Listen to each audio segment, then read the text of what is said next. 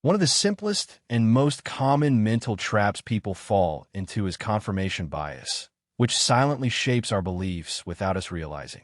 Imagine you are in a debate about a topic that you feel passionate about. You search the internet for evidence that you are right and, indeed, find articles, studies, and expert opinions that support your view. The facts prove me right, you think. But have you ever stopped to consider the arguments against your position? Or have you only looked for information confirming what you already believed? This is confirmation bias in action. Our tendency to seek, interpret, and remember information supporting our existing beliefs, while ignoring or discarding anything contradicting them. That is why people with different political opinions can see the same event and reach completely different conclusions. That is why superstitions persist, conspiracy theories thrive, and deep-rooted misconceptions refuse to disappear.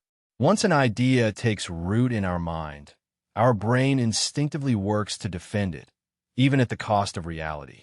The psychologist Peter Wason demonstrated this in the 1960s with a simple experiment. He gave people a numerical sequence and asked them to determine the governing rule. Instead of testing various possibilities, most people only looked for evidence confirming their initial assumption, without questioning their assumptions. This same error occurs everywhere, from scientific research to judicial decisions, through everyday discussions with friends. What makes confirmation bias so dangerous is that it seems like rational thought. It deceives us into believing that we are objective, when in reality, we are only reinforcing our own mental echo chamber. The only way to free ourselves is to do something uncomfortable. Actively seek a different point of view, question our own assumptions, and keep an open mind to the idea that we might be wrong, because sometimes the truth is not what we want to hear, it is what we refuse to accept.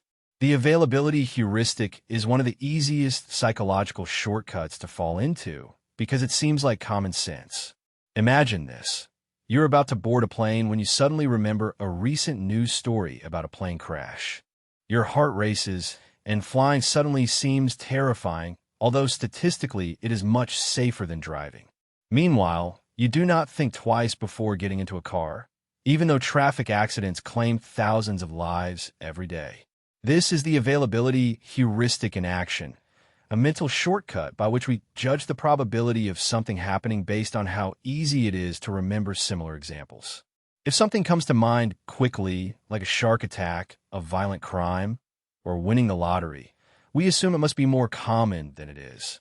Our brain is programmed to be efficient. So instead of carefully analyzing the statistics, we rely on the most readily available examples in memory. This bias is why people overestimate the dangers of rare but dramatic events. The media feeds on this and bombards us with stories about kidnappings, natural disasters, and strange accidents, things that appear in headlines precisely because they are unusual. Meanwhile, the slow and invisible dangers that actually kill more people, such as heart disease or pollution, do not seem so urgent because they're not etched in our minds the same way. The availability heuristic not only shapes our fears, but influences everything from financial decisions to political opinions. If you constantly hear about economic recessions, you might assume the economy is worse than it really is. If a few people complain about a product, you might think it is unreliable, even if the vast majority of users love it. So how do you combat this?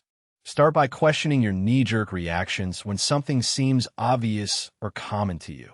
Take a step back and ask yourself if it is really true or if it is just easy to remember, because sometimes the scariest things are not the most dangerous, but the most talked about. Anchoring bias is one of the most deceptive ways our brain tricks us because we do not even realize it is happening. Imagine you walk into a store looking for a new jacket. The first one you see costs $500. Wow, how expensive, you think. Then you see another one for $250, and suddenly it seems like a bargain, so you buy it. But there is the trick. If you had seen the $250 jacket first, you might have thought the $500 one was too expensive. The price of $500 was not just a number. It was an anchor that determined your entire perception of value. Anchoring bias is our tendency to rely too much on the first information we receive when making decisions. That initial figure, whether it is a price, a statistic, or a random assumption, establishes a benchmark in our mind that influences everything that follows. Car dealerships use this trick constantly. They start by showing you the most expensive model first, so the others seem more reasonable in comparison. Salary negotiations work the same way. The first figure mentioned in a discussion tends to bring the final agreement closer to it. An experiment by psychologists Amos Tversky and Daniel Kahneman demonstrated this bias in a strange way. Participants spun a roulette wheel that randomly landed on 10 or 65 and were then asked to estimate the percentage of African countries in the UN. People who got 65 guessed a much higher number than those who got 10. The roulette wheel had no meaning, but their brains clung to the first number they saw and used it as a benchmark. The scariest thing is that anchoring affects even experts. Judges hand down harsher sentences when they first see recommendations for more severe penalties. Real estate agents value properties differently based on the first price they hear. Once an anchor is established, it is difficult to escape its influence. The best defense against anchoring bias is to question your first impression before making a decision. Ask yourself, am I thinking critically, or am I sticking with the first number I have seen? Because sometimes the truth is not what something is worth, but what you've been led to believe it is worth. Framing effect. The framing effect is proof that the way something is presented is as important as the actual facts, if not more so. Imagine you need an operation and the doctor tells you there is a 90% chance of survival. Sounds quite reassuring, right? But what if instead the doctor tells you there is a 10% chance of dying? Suddenly, the same intervention seems riskier, although nothing has changed except the way of expressing it. The framing effect is a cognitive bias where people's decisions are influenced more by how information is presented than the information itself. We react differently to the same situation depending on whether it is presented positively or negatively.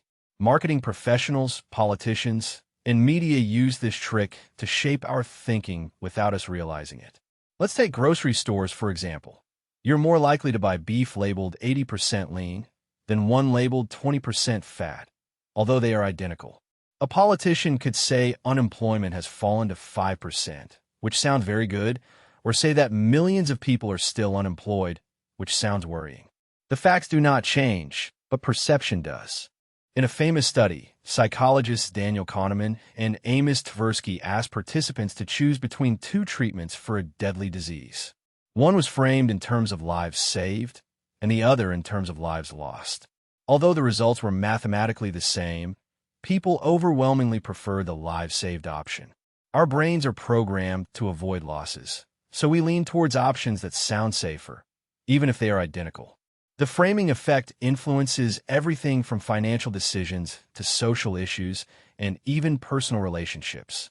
The next time you hear a statistic, an argument, or even a simple description of a product, stop and ask yourself, am I reacting to the facts or just the way they are presented? Because sometimes the difference between good and bad is not reality, it is just wording. The hindsight bias explains why everything seems obvious after it happens. Think about the last time there was an important news story. Maybe a company went bankrupt, a celebrity scandal broke, or your favorite team lost a crucial game. Looking back, you might think, I knew that was going to happen, but did you really know it, or do you just feel that way now that you know all the facts?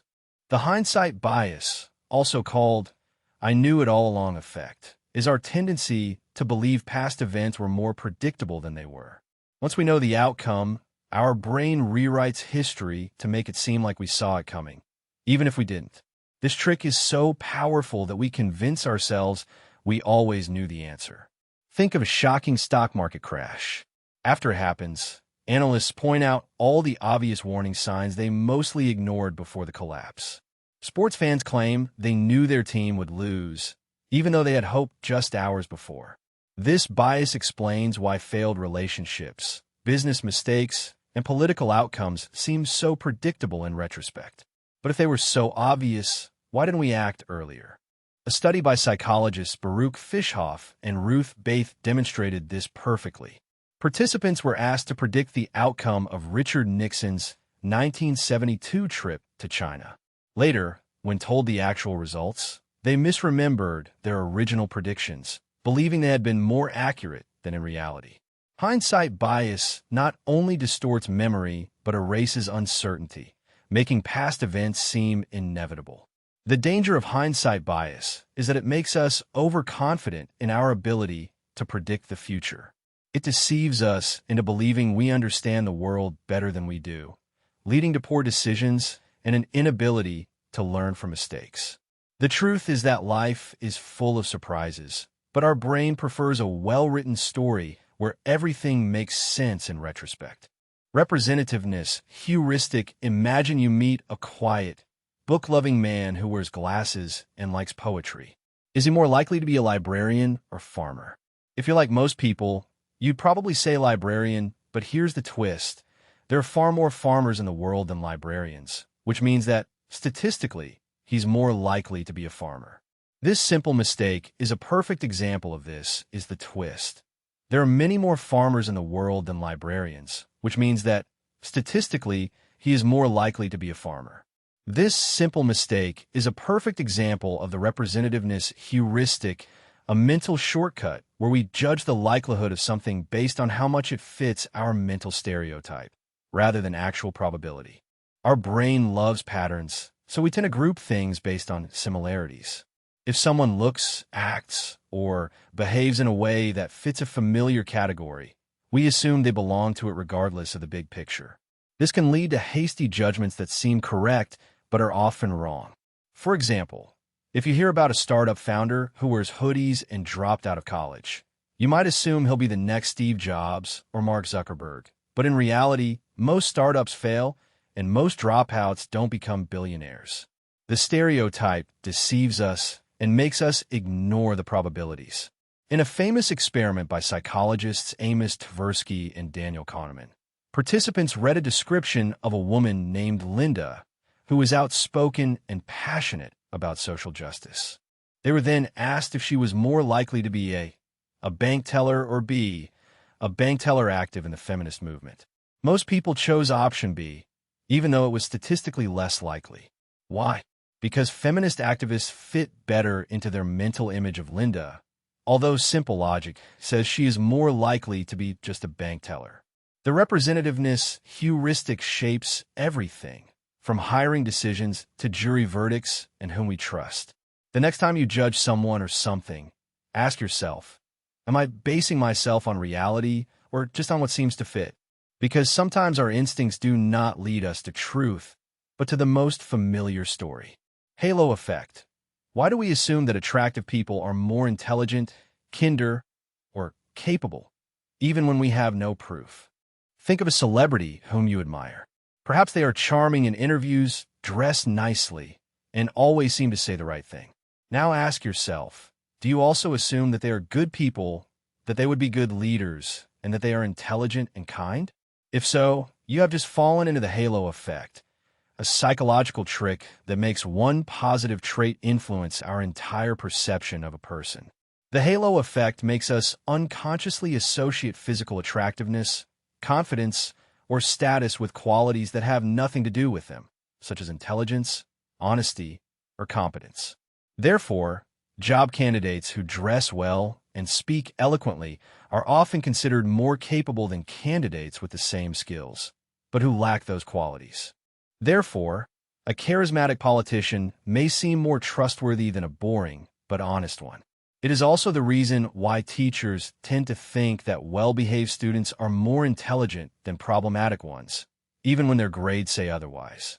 A famous study by psychologist Edward Thorndike demonstrated this effect in the Army.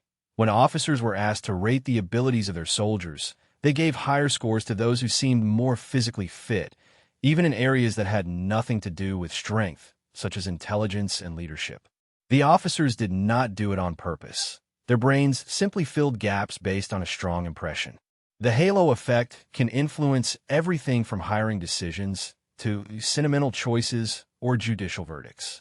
We assume someone who seems to fit a role does, often without realizing it. But the next time you feel attracted to someone because of their charm, appearance, or confidence, take a moment to ask yourself, am I seeing the whole picture or just the glow of a halo, because what shines on the surface is not always what is underneath. Have you ever disliked someone as soon as you met them without knowing why? Perhaps their handshake was weak, their voice had a strange tone, or they wore a wrinkled shirt. Even before they uttered a sentence, you had formed an opinion. I don't trust this person.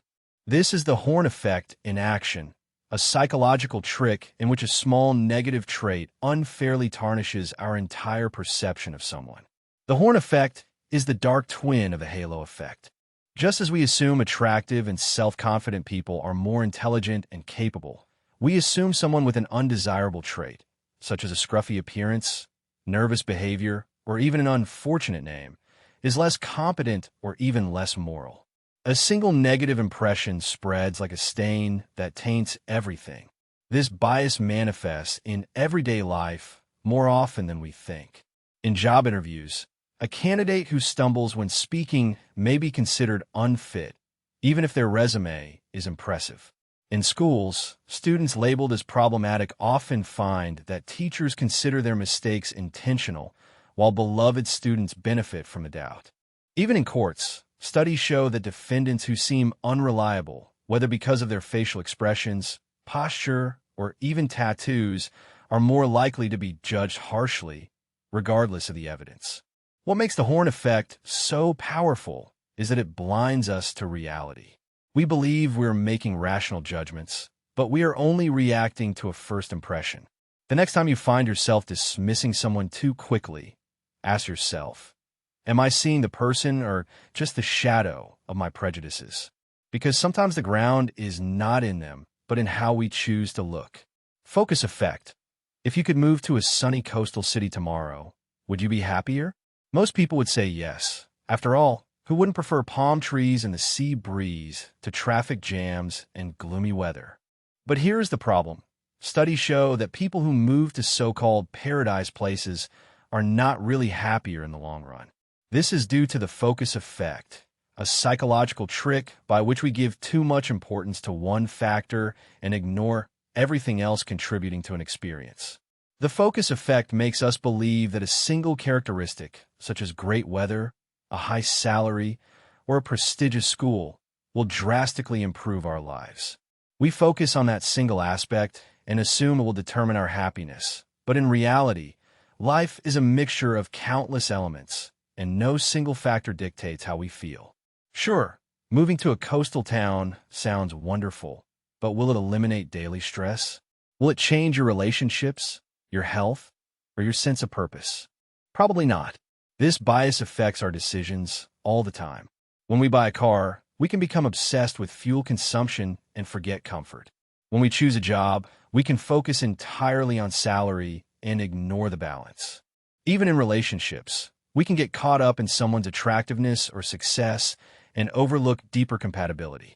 The problem with the focus effect is that it deceives us and leads us to make short-sighted decisions. We convince ourselves that a brilliant detail will determine our happiness, only to realize later that life is more complicated. So, before putting all your hopes on one thing, ask yourself, am I seeing the whole picture or just the part that's easiest to focus on? Because sometimes the key to happiness is not what we see, but what we do not. Heuristic effect. You're in the supermarket trying to decide between two brands of peanut butter. One has a modern, elegant container with clean design. The other looks outdated, with dull colors and an unattractive label. Without thinking much, you grab the first one. Why? Because it seems like the better option.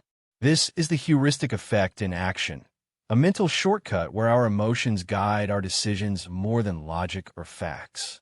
The heuristic effect is the reason why we instinctively trust people with warm smiles, assume that expensive products are of higher quality, and fear things that sound dangerous, even when they are not. Our brain loves efficiency. Instead of carefully analyzing each decision, we often rely on hunches. If something provokes a positive emotional response in us, we consider it good, safe, or valuable. If it provokes in us fear or discomfort, we consider it bad, risky, or undesirable. Marketers use this trick on us all the time. Have you noticed that political ads rarely focus on policies, but try to awaken fear or admiration, or how junk food ads do not list ingredients, but show happy families enjoying meals? This is because it is the emotions and not the facts that drive our decisions, even in the legal system. Research shows that a defendant who appears remorseful is more likely to receive a lenient sentence than one who appears cold, regardless of evidence. The real danger of the effective heuristic is that it can lead to poor judgment. We can dismiss good advice because we don't like the person giving it or underestimate real risks because they don't scare us. So the next time you have to make a decision, ask yourself, am I thinking or just feeling? Because sometimes the shortcuts of the mind lead us down the wrong path. We don't like the person who gives it, or we underestimate the real risks because they don't seem dangerous to us. So the next time you have to make a decision, ask yourself, am I thinking or just feeling? Because sometimes mental shortcuts lead us down the wrong path. The familiarity heuristic. Have you ever wondered why you keep ordering the same thing at your favorite restaurant, even when there are dozens of options? It is not because it is objectively the best option. It is not because it is objectively the best option, but because it is familiar to us. This is the familiarity heuristic in action, a mental shortcut where our brain prefers things we recognize to those we do not, even when the unknown option could be better. This cognitive bias explains why people tend to prefer brands they know, even if they are of lower quality. That is why we instinctively trust familiar faces, and that is why pop songs seem catchier the more we listen to them. Familiarity creates comfort, and comfort often deceives us into thinking something is good simply because we have encountered it before. The familiarity heuristic is useful in some ways, as it saves us time by allowing us to make quick decisions without overanalyzing all options, but it can also lead to erroneous reasoning. For example, studies show that people are more likely to believe false information if they have heard it several times, even if they know it is false. The more we see or hear something, the more real or valid it seems, regardless of the actual evidence. This bias even influences relationships. We tend to be attracted to people we see often, classmates, coworkers, or even celebrities, not necessarily because they're better people, but because repeated exposure makes us feel they are more trustworthy. The danger of the familiarity heuristic is that it can trap us in the illusion of safety. We cling to what we know instead of exploring new opportunities. So the next time you find yourself choosing the same thing simply because it is comfortable, ask yourself, is it really the best option or just the one I recognize? Placebo effect. Imagine you take a pill for a headache and then discover it was nothing more than a sugar tablet. But, curiously, the headache has disappeared. The headache has disappeared. How is that possible? Welcome to the placebo effect, one of the strangest and most powerful psychological tricks our mind can play on us. The placebo effect occurs when a person experiences real improvements in their condition simply because they believe they are receiving treatment, even if they are not. It's not just an illusion. Scientific studies show that the brain releases chemicals such as endorphins and dopamine in response to this belief, which reduces pain and improves symptoms. Doctors have observed this phenomenon in all types of cases, from pain relief to the treatment of depression, and even in improving athletic performance. In one study, athletes were given an injection of saline solution without their knowledge, but were told it was a performance-enhancing drug, and they showed remarkable improvements in strength and endurance. Their belief in the treatment was enough to trick their bodies into performing better. But the placebo effect is not always harmless, as it can lead people to trust false treatments while ignoring real medical advice. It also raises ethical questions. Should doctors prescribe placebos if they know they can help, even if it is based on deception? The most fascinating thing about the placebo effect is what it reveals about human psychology. If simple belief can make us feel better, to what extent is our experience of reality determined by what we expect? It is a reminder that sometimes our mind is more powerful than we think. The next time you feel an improvement after taking a pill, ask yourself, was it the medicine or was it the placebo effect? Imagine you go to the doctor, and he warns you that a certain medication may cause nausea the next day. You feel bad, but there is a catch. You have never been given the medication. What you have experienced is known as the nocebo effect, the dark twin of the placebo effect. While the placebo effect tricks your mind into feeling better, the nocebo effect does the opposite. It convinces you that you are experiencing negative symptoms, even when nothing bad is really happening. In one study, patients who were told they might experience headaches from a harmless treatment reported more headaches than those who were not warned. It was not the treatment that caused the symptoms, but their expectations of discomfort. This effect is especially potent in medical settings. Patients who are overwarned about side effects sometimes suffer them simply because they expect them. In extreme cases, there have even been people who have died from believing they had a terminal illness, even though their diagnosis was later found incorrect. The capacity of the mind to influence the body is surprisingly strong. The nocebo effect also manifests in daily life. If you believe that working late will exhaust you, you'll probably feel exhausted even if you have slept enough. If you believe that a food will upset you, you may feel nauseous even before eating it. Our expectations not only tinge reality, but also create it. The next time you hear about a possible side effect, a superstition, or a rumor about something harmful, ask yourself, is it real or am I making it real? Because sometimes believing the worst is enough to make it true. For effect, suppose a teacher returns the corrected exams, but instead of individual comments, all students receive the same comment. You have a great ability to think critically, but you sometimes doubt yourself. Your writing is interesting, although there is room to improve the structure. Keep striving, and you will achieve great things. Most students nod, feeling that the teacher really understands their strengths and weaknesses, but what they don't realize is that the comments were not personalized at all, but a generic phrase designed to appear personal. This is the Forer effect at work. It occurs when people accept vague and general statements as highly specific and meaningful to them. The effect refers to our brain's natural tendency to personalize broad descriptions, even when they could apply to anyone. The psychologist Bertram Forer demonstrated this in an experiment in which he gave students the result of a personalized personality test. The trick was that all the students received the same generic evaluation, but almost all rated it as very accurate. This bias influences everything from personality tests to corporate feedback and medical self-diagnosis. When someone tells us something that seems insightful, we often don't ask ourselves if it really refers to us or if it could apply to almost anyone. It is a reminder that not all ideas are as personal as they seem. We simply convince ourselves that they are. Baram effect.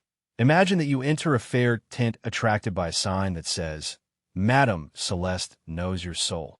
You sit down, and she studies you carefully before telling you about someone who can sometimes be extroverted, but who also needs their space, who has big dreams, but who sometimes feels repressed, that people don't always see how much they care, but that deep down they have a strong sense of loyalty. You're speechless.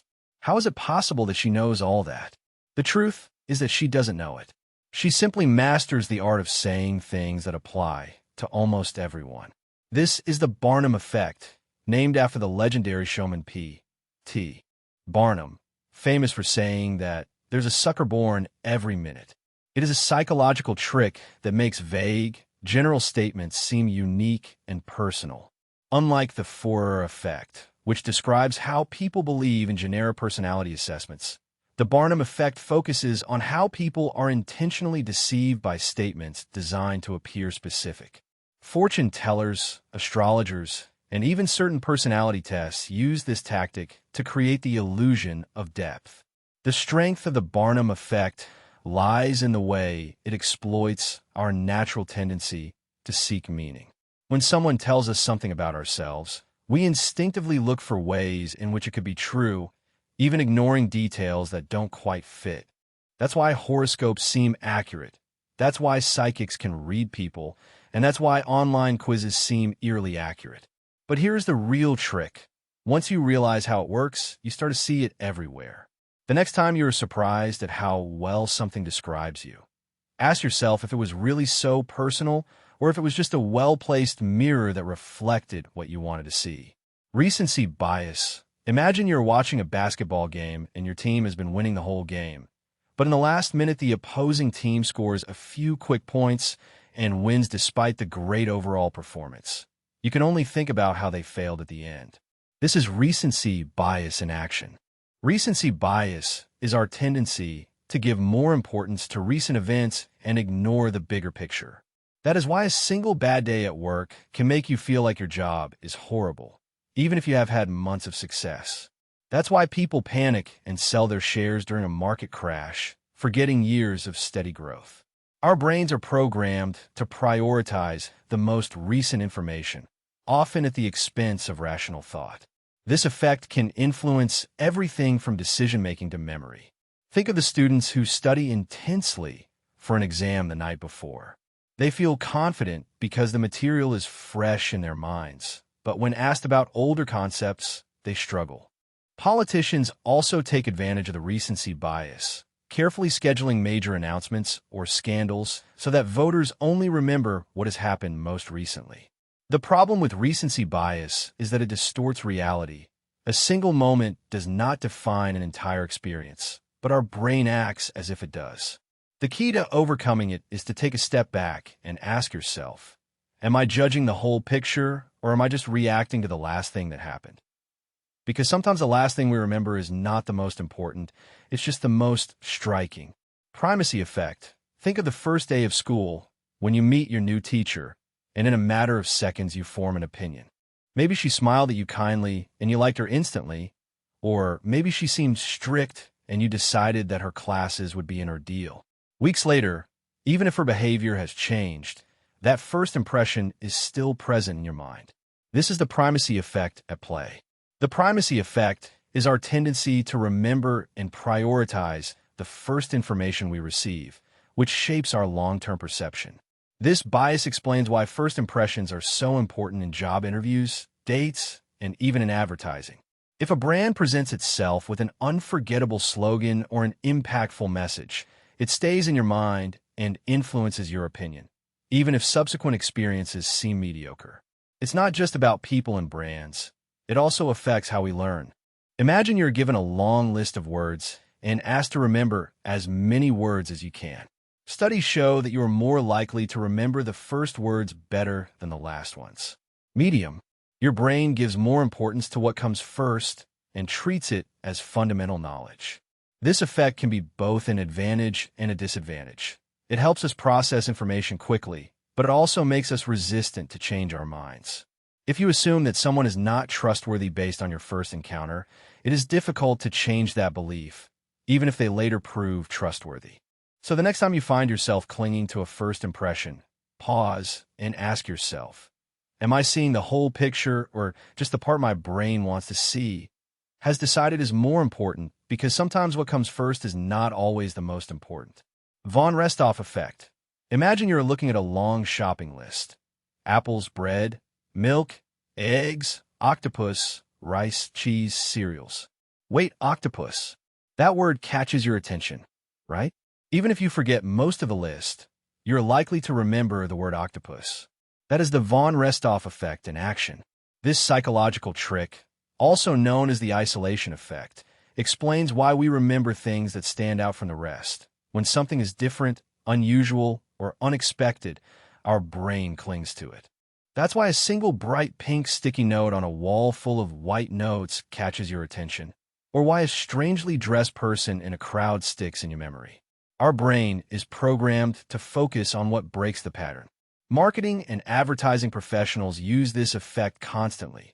A strange ad, an unusual product name, or an oddly shaped package makes you more likely to remember a brand. It is also the reason why there are fluorescent markers. By visually highlighting the key points, they're easier to remember. But this effect not only influences memory, but also shapes our perception of events.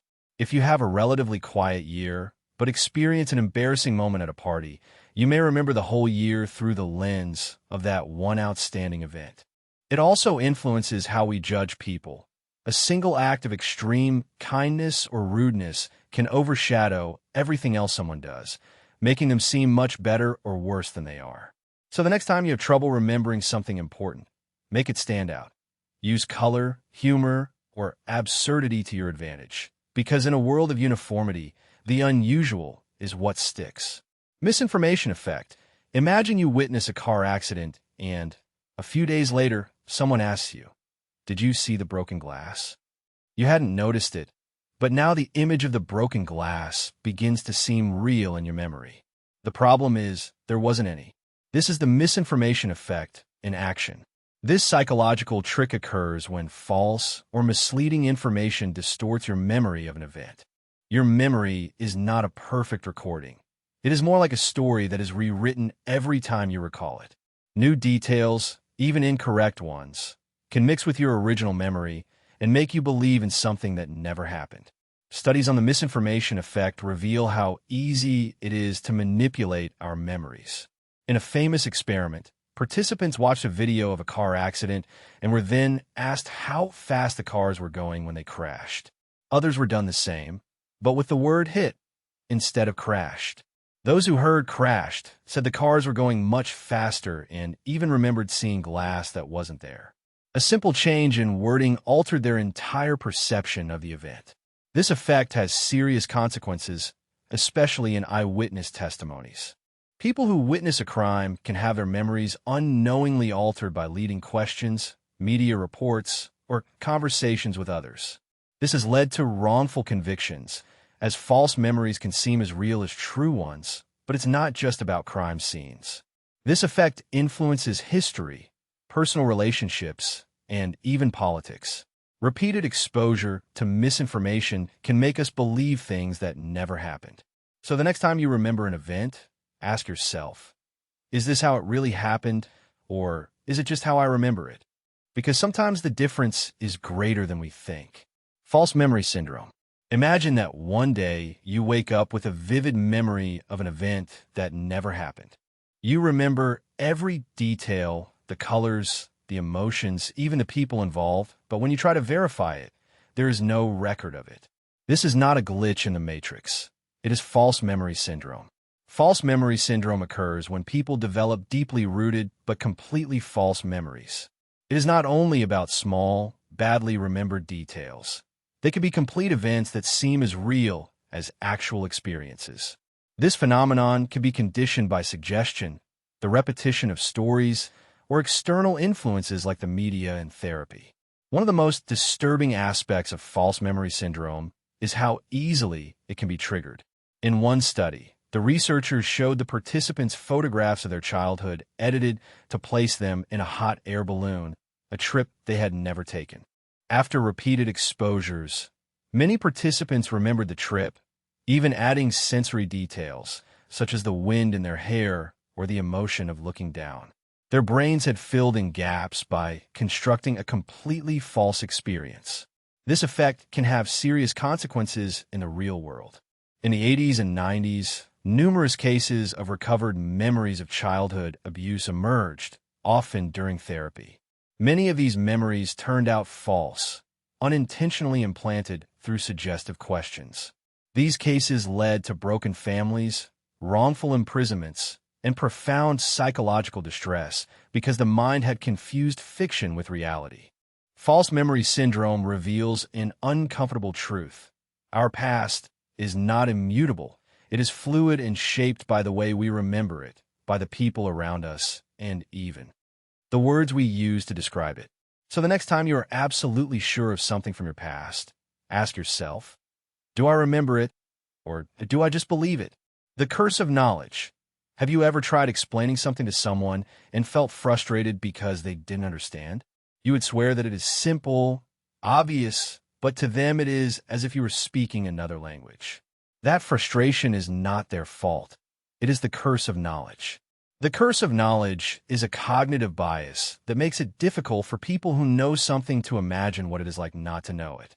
The moment you become an expert, whether in physics, programming, or even a game that you love, you lose the ability to see it from a beginner's perspective.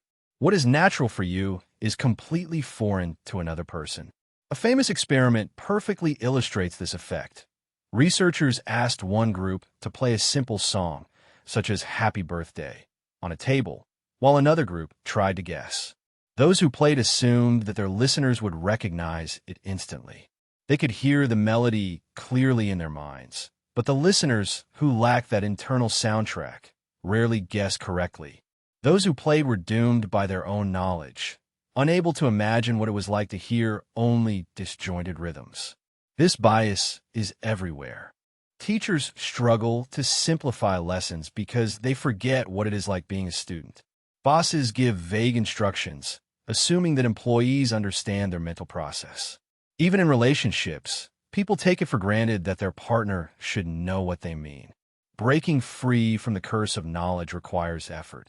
It means slowing down, dividing things into steps, and remembering what it was like before knowing it, because the smarter you are, the harder it is to see through the eyes of someone who is not, and that can be the biggest blind spot of all.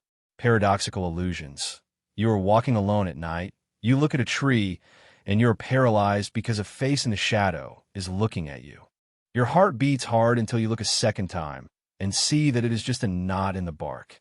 This is pareidolia, the tendency of the brain to see familiar patterns, especially faces where there are none. That is why we see animals in the clouds, a man on the moon, or even Jesus on toast. The mind is programmed to make sense of chaos, and when it receives incomplete information, it fills in the gaps with what it expects to see. Paradoxical illusions go beyond harmless fun. They appeal to a deep survival mechanism that our ancestors needed to quickly detect faces, whether they were friends, enemies, or lurking predators. Confusing a bush with a tiger is embarrassing, but confusing a tiger with a bush is fatal. That bias towards overdetection has stayed with us. That is why we continue to see faces in car headlights or hear hidden messages when songs are played backwards. But it's not just about faces, but entire belief systems have been influenced by apophobia. There are people who claim to see divine images in food, ghosts in blurry photos, or UFOs in strange cloud formations. The mind yearns to find meaning even in chance. Once you notice pareidolia, you can no longer stop seeing it. Every stain, every mark, or every rock with a strange shape begins to seem like something else. It is a reminder that reality is not only what we have in front of us, but what our brain interprets it to be, and sometimes our mind is too eager to find meaning in what it does not have. Apophenia. You flip a coin 5 times, and it comes up heads, heads, heads, heads, heads. It seems impossible, as if the universe were trying to tell you something. Maybe the coin is rigged, maybe it is a sign, or maybe it is just a coincidence. This is apophenia, the brain's tendency to see patterns and connections in meaningless data. That is why people find secret messages in song lyrics, relate unrelated events to each other as part of a conspiracy, or feel that the universe is giving them signs. Our minds are programmed to look for meaning even when there is none.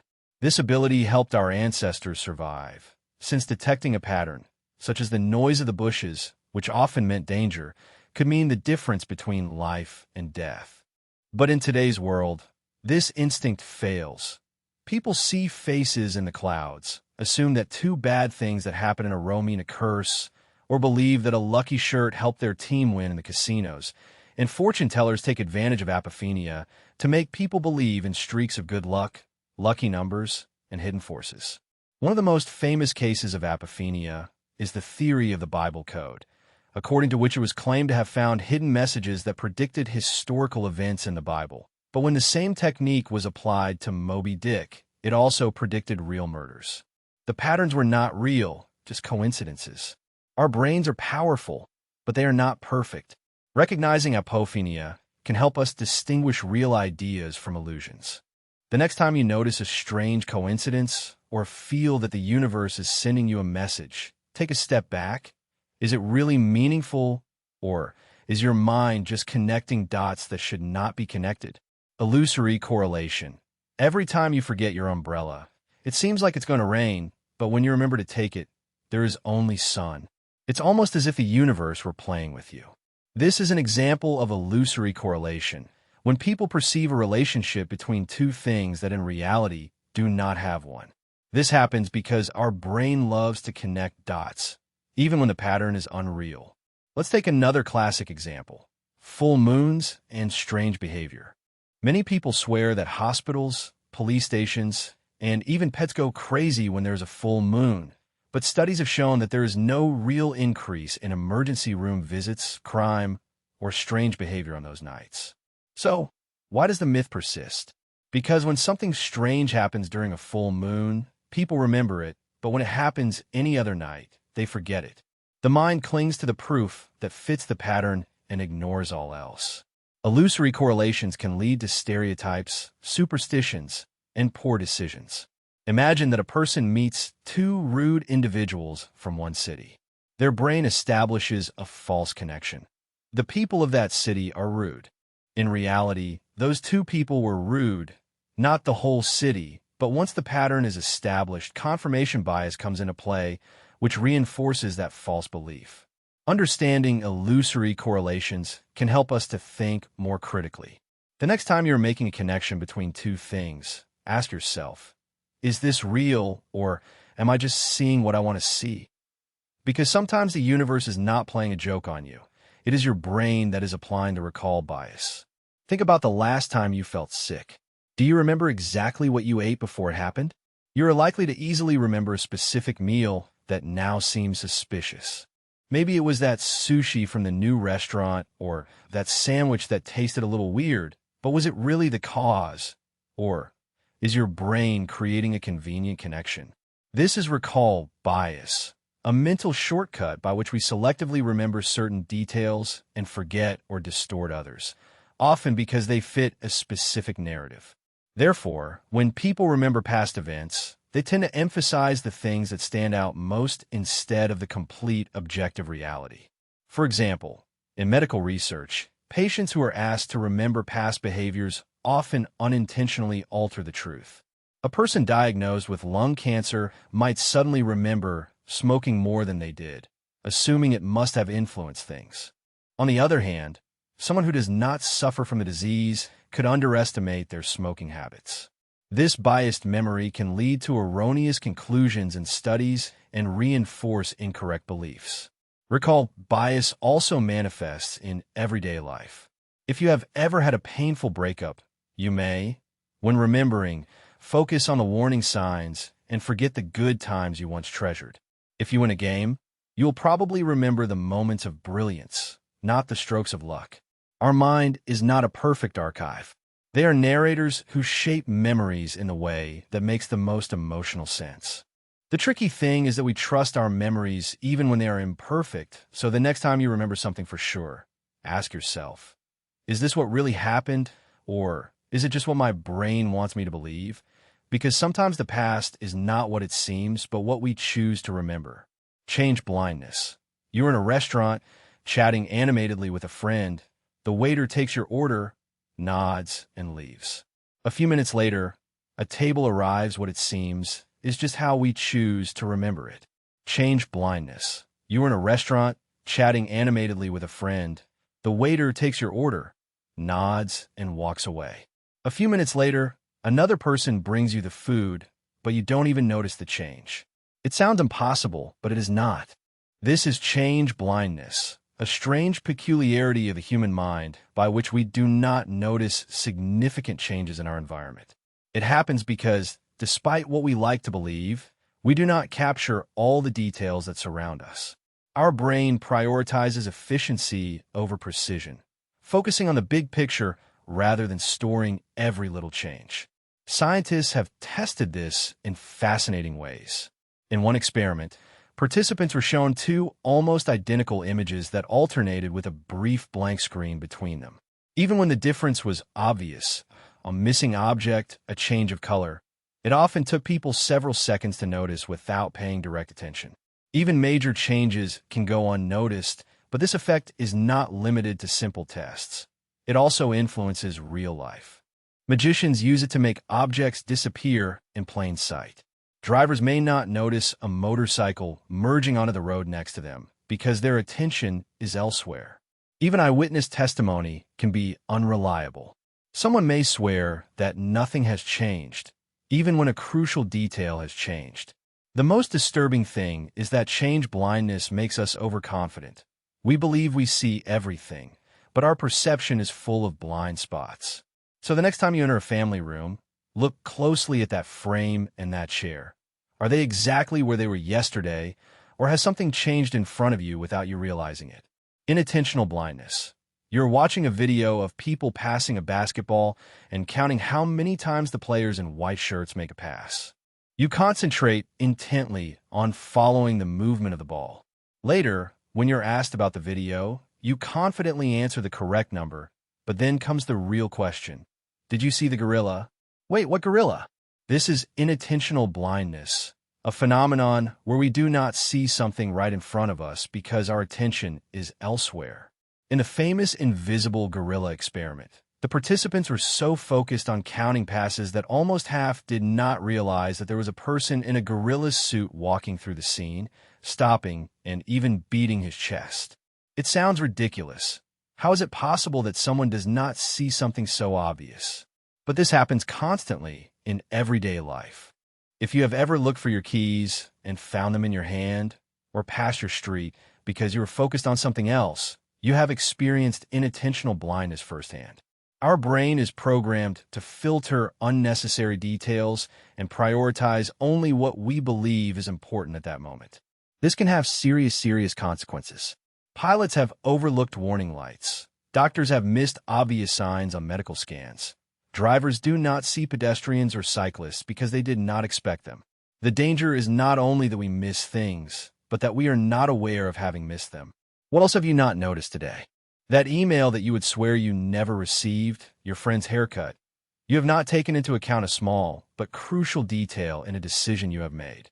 The world is full of things hidden in plain sight, not because they are invisible, but because your mind has decided that they are not worth it. Choice blindness. Imagine you are in a psychology experiment where you are shown two photos of strangers and asked to choose the one you find most attractive. Simple, right? You make your choice, and the researcher hands you the photo you chose. Next, he asks you why you find this person more attractive. But here is the trick. You have been cheated. The researcher has secretly switched the photo for the one you did not choose, and yet, without hesitation, you begin to explain why it was your choice from the beginning. This is choice blindness, a strange psychological phenomenon where people do not realize that their own choices have been changed and even defend decisions that they never actually made. It has been demonstrated in everything from politics to shopping. In studies, people have confidently justified opinions they never had, tastes they never liked, and products they never chose. Why does this happen?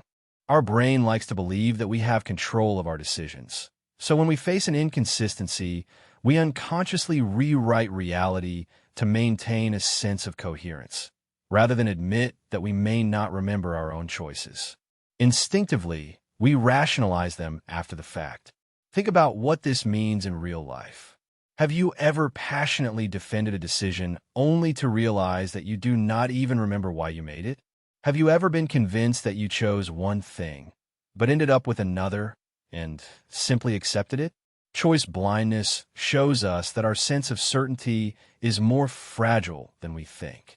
If we can so easily fool ourselves into believing that we chose something we did not choose, how many of our past decisions are just stories we have created after the fact?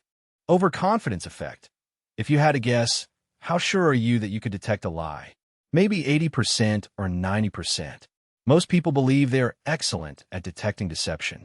The truth is that studies show that the average person is only slightly better than flipping a coin, with an accuracy of around 54%.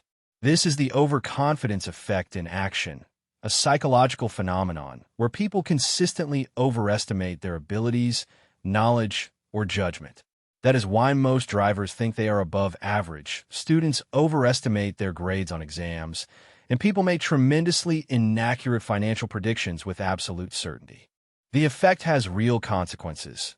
Doctors sometimes express excessive confidence in their diagnoses, leading to misdiagnosis. Investors make risky bets convinced that they can predict market trends.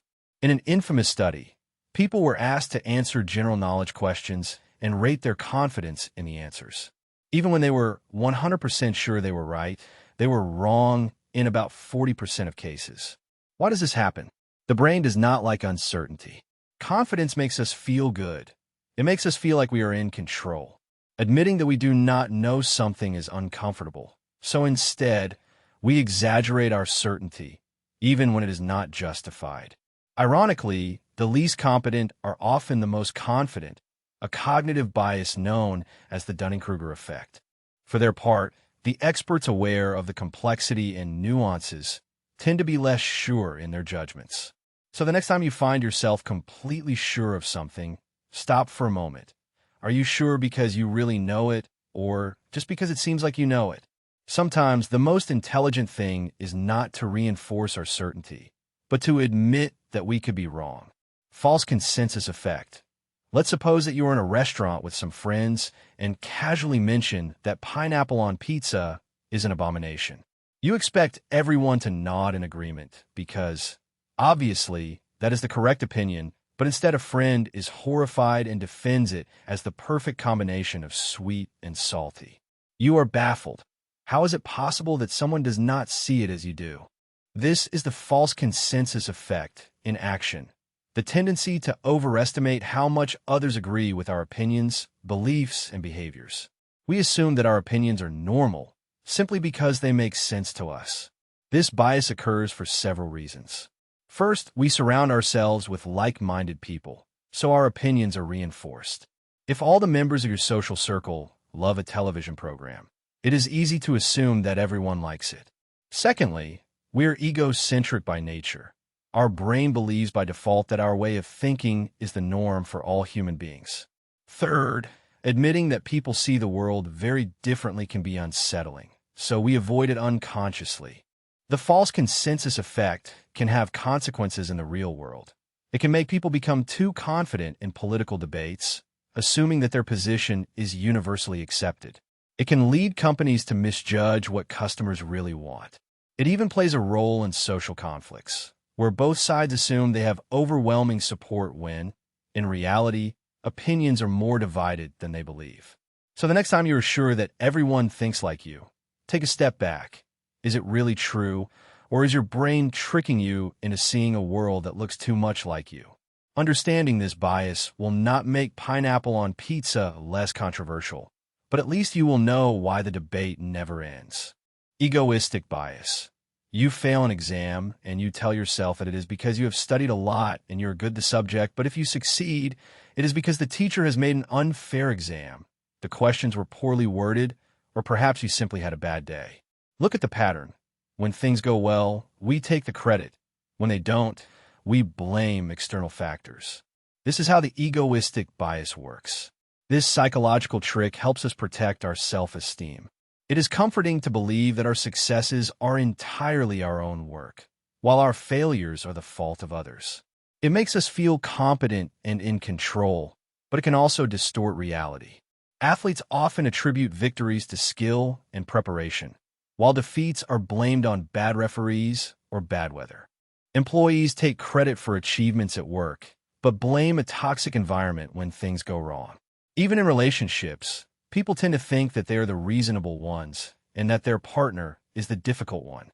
The egoistic bias is not limited to the ego, but shapes our way of seeing the world.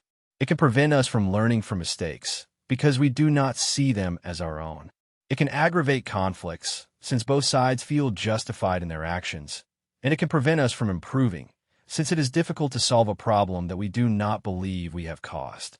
But here is the paradox. Recognizing this bias in ourselves is difficult because, naturally, we assume that we are more objective than others. So the next time you're successful, pause and consider whether external factors have influenced it. And when you fail, ask yourself if it has really been just bad luck or if there is something you could have done differently. Your answer may reveal more about your mind than the situation itself. Optimistic bias. You speed through a red light, convinced that you are not going to get caught. You postpone studying because you're sure that you will somehow get an outstanding grade on the exam. You smoke a pack a day believing that lung cancer happens to other people. This is not just an illusion. It is the optimistic bias, a mental shortcut that makes us believe that we are less likely to experience bad outcomes than others. It is the reason why people believe that their marriage will last, even though divorce rates say otherwise. It is why gamblers are convinced that their next roll will be the winning one. and it is what makes startup founders believe that their business will be the one that defies the odds, even when most new businesses fail. At first glance, the optimistic bias seems like a defect. After all, if we underestimate the risks, are we not condemning ourselves to failure? Perhaps, but that is not the whole story. This bias can also be a powerful motivator. If people accurately predicted how much effort, rejection, and failure it takes to write a book, create a company, or pursue a dream, many would not even try. Optimism gives us the courage to take risks, move forward, and believe in a future that logic might consider unlikely. But uncontrolled optimism has its dangers. It makes us ignore warning signs, procrastinate, and underestimate challenges. We assume that we will always have more time, more luck, more opportunities, until it is no longer so. The key is not to abandon optimism, but to balance it with a dose of reality. Expect the best, yes, but plan for the worst, because sometimes expecting things to turn out well by magic is precisely the reason why they don't. The pessimistic bias, a black cloud on the horizon, does not always mean that a storm is coming, but try telling that to the human brain when it faces uncertainty. Many people instinctively prepare for disaster, assuming that the worst possible outcome is the most likely. This tendency is known as pessimistic bias, a psychological peculiarity that convinces us that things will go wrong even when logic suggests otherwise. Imagine two people applying for the same job. One sends their resume and assumes they have a good chance. The other doubts, convinced that they will be rejected, so they delay the application or write an unenthusiastic cover letter. When a rejection email arrives, their belief is confirmed. I knew it. But was it destiny, or did his own negativity contribute to the result? Pessimistic bias distorts our interpretation of world. A single negative experience, be it a failed relationship, an economic loss, or an embarrassing moment, can eclipse 100 good ones. That is why people fear flying more than driving, although statistics show that it is safer. That is why some refuse to invest in the stock market, assuming that a crash is always imminent. And that is why a critical comment can remain in mind for years, while praise fades into background. Ironically, pessimism may seem like a form of self-protection. If you expect disappointment, you believe you will not be caught off guard, but in reality it leads to hesitation, evasion, and needless stress. The future is uncertain. Sometimes things go wrong, but just as often they don't. The real trick is to recognize that expecting the worst does not make you wise. It only makes you lose everything that could go well. Group bias.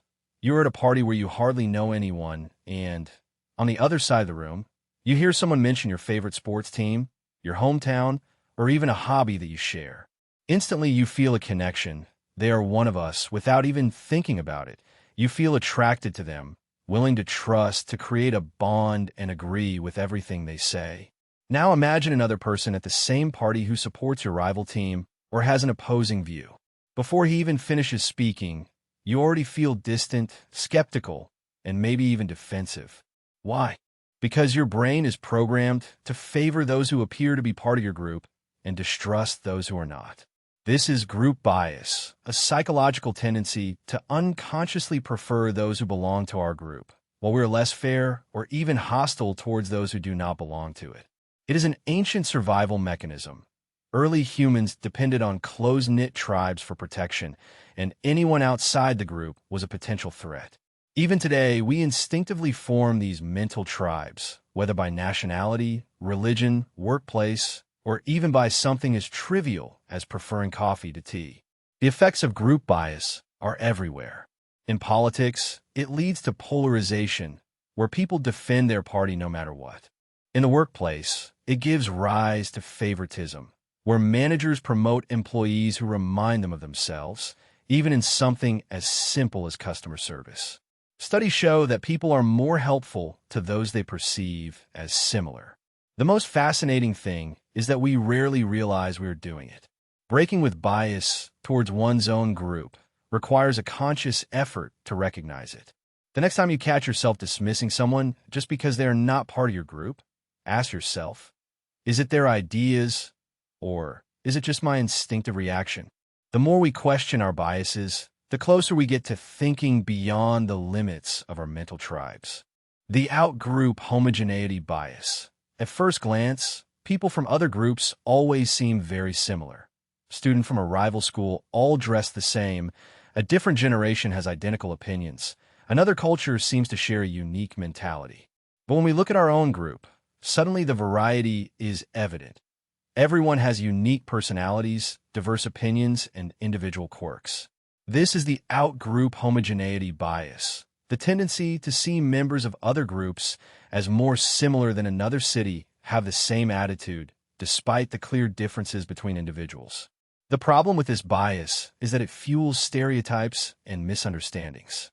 If outsiders seem interchangeable, it is easier to make generalizations about them, which sometimes leads to unfair judgments, discrimination, or even conflict.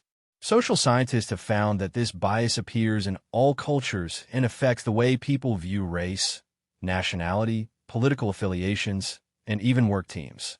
The irony is that everyone is part of someone else's outgroup. The person you see as part of a monolithic group sees you the same way, but it is possible to break the illusion. The more you interact with people from different groups, the more you realize their individuality. The world is not clearly divided between us and them. It is a vast collection of unique and complex individuals, each of whom sees the world through their own prism. Stereotype threat. Before an important math exam, a teacher casually mentions a study showing that boys tend to perform better than girls in mathematics. Suddenly, some of the girls in the class begin to feel uncomfortable, doubt their answers, their confidence falters, and despite being just as capable, their grades are lower than usual. This is stereotype threat in action, a psychological phenomenon whereby people perform worse when reminded of a negative stereotype about their group. It's not just about gender and math. Stereotype threat can affect anyone. A student from a less resourced environment may hear that children from wealthier schools get better grades on exams and start to doubt himself. An older worker may remember that young people are better with technology and suddenly have difficulty with a software update. Even professional athletes can experience it if they are reminded that their race or national group supposedly lacks a certain skill. Their performance may be affected. The problem is not ability, it is pressure.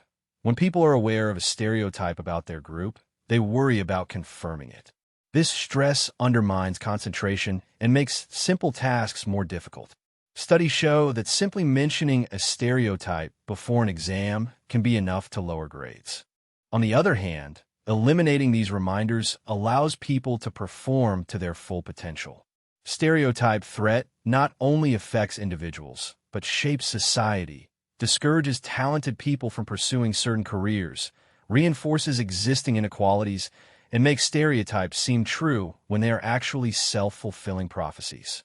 The good news is that awareness is the first step to breaking the cycle. When people recognize that these pressures exist, they can fight them and demonstrate that no label or expectation defines what they are really capable of doing. In the Kruger effect, a man enters a talent contest brimming with confidence and sings a completely out-of-tune song, oblivious to the judge's expressions of pain when they tell him he is terrible.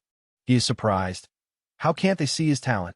This moment, as embarrassing as it is fascinating, is a perfect example of the Dunning-Kruger effect, a cognitive bias whereby people with little skill in a given area mistakenly believe they are much more skilled than they actually are. This effect occurs because a lack of knowledge makes it difficult to recognize incompetence. Let's imagine someone who has just learned a few guitar chords. For him, it may seem that he is only a few steps away from becoming a rock star, but an experienced musician knows how much he does not know, the complexity of finger-picking, improvisation, musical theory. Ironically, as experience increases, confidence often decreases for a while because the person becomes more aware of their limitations. The Dunning-Kruger effect explains why beginners may be overconfident, while experts, who see the immensity of their field, may underestimate their knowledge. That is why someone who has seen a few online videos about investments may believe that they can beat Wall Street, while an economist with years of experience knows how unpredictable the market is. This bias not only leads to embarrassing moments, but can be dangerous. Overconfident drivers take more risks, unqualified leaders make poor decisions, and misinformed people spread misinformation with absolute certainty. The remedy: intellectual humility. The more willing we are to question our own knowledge, the more we can grow, because the true mark of intelligence is not believing that you know everything, but understanding how much remains to be learned. Lake wagon effect. In a national survey, an astonishing 80% of drivers rated themselves as above average behind the wheel. Mathematically, that is impossible. Half of the drivers should be below average, and yet, this illusion of superiority is not limited to driving. People tend to believe that they are smarter, more skilled, and kinder than most. This is the lake wagon effect, a cognitive bias by which people overestimate their abilities compared to others. It is named after the fictional city of Lake Wagon, where all the children are above average. This effect makes us believe that we are exceptional even when we are simply normal. That is why students often predict that they will get better grades on exams than they actually get. That is why most employees think they are more competent than their colleagues. And that is why almost everyone assumes that they have a sense of humor superior to the average. The lake wagon effect feeds on selective memory and selfish bias. We remember our successes more intensely than our failures, which makes us feel more accomplished than we are. Meanwhile, when we compare ourselves to others, we often judge them based on their worst moments, while we see ourselves in the best light. This illusion is not entirely bad, as it can increase confidence and motivation, but can also lead to arrogance, poor decision-making, and unwillingness to improve. If everyone assumes that they are already above average, what incentive is there to grow? True self-awareness comes from accepting the uncomfortable truth that being normal is not an insult. It is a statistical reality. The real question is, what are you going to do about it? The better-than-average effect. Ask a group of people if they are better than average at driving, and most will say yes. Ask them if they are smarter than average, and, again, most will confidently agree. The same goes for kindness, honesty, and almost any positive trait. Statistically, this does not add up. Half of the people must be below average, but thanks to the better-than-average effect, most of us refuse to believe that we can be simply correct in something. This psychological trick is a mixture of ego and selective memory. When we evaluate ourselves, we tend to focus on our best moments, while we overlook our failures. A person who errs in traffic can excuse it as a one-off mistake, while remembering all the reckless drivers they have crossed paths with as proof that they are superior behind the wheel. The better-than-average effect thrives in areas where skills are subjective or difficult to measure. Everyone likes to believe that they have a great sense of humor, but what does that really mean? Since there is no clear benchmark, we assume that our strengths make us exceptional, while we dismiss our weaknesses as minor flaws. Although a little self-confidence is healthy, this illusion can be dangerous. Overestimating abilities can lead to making poor decisions. Students underestimate how much they need to study. Investors believe they can outsmart the market, and people take risks for which they are not prepared. But here is the key.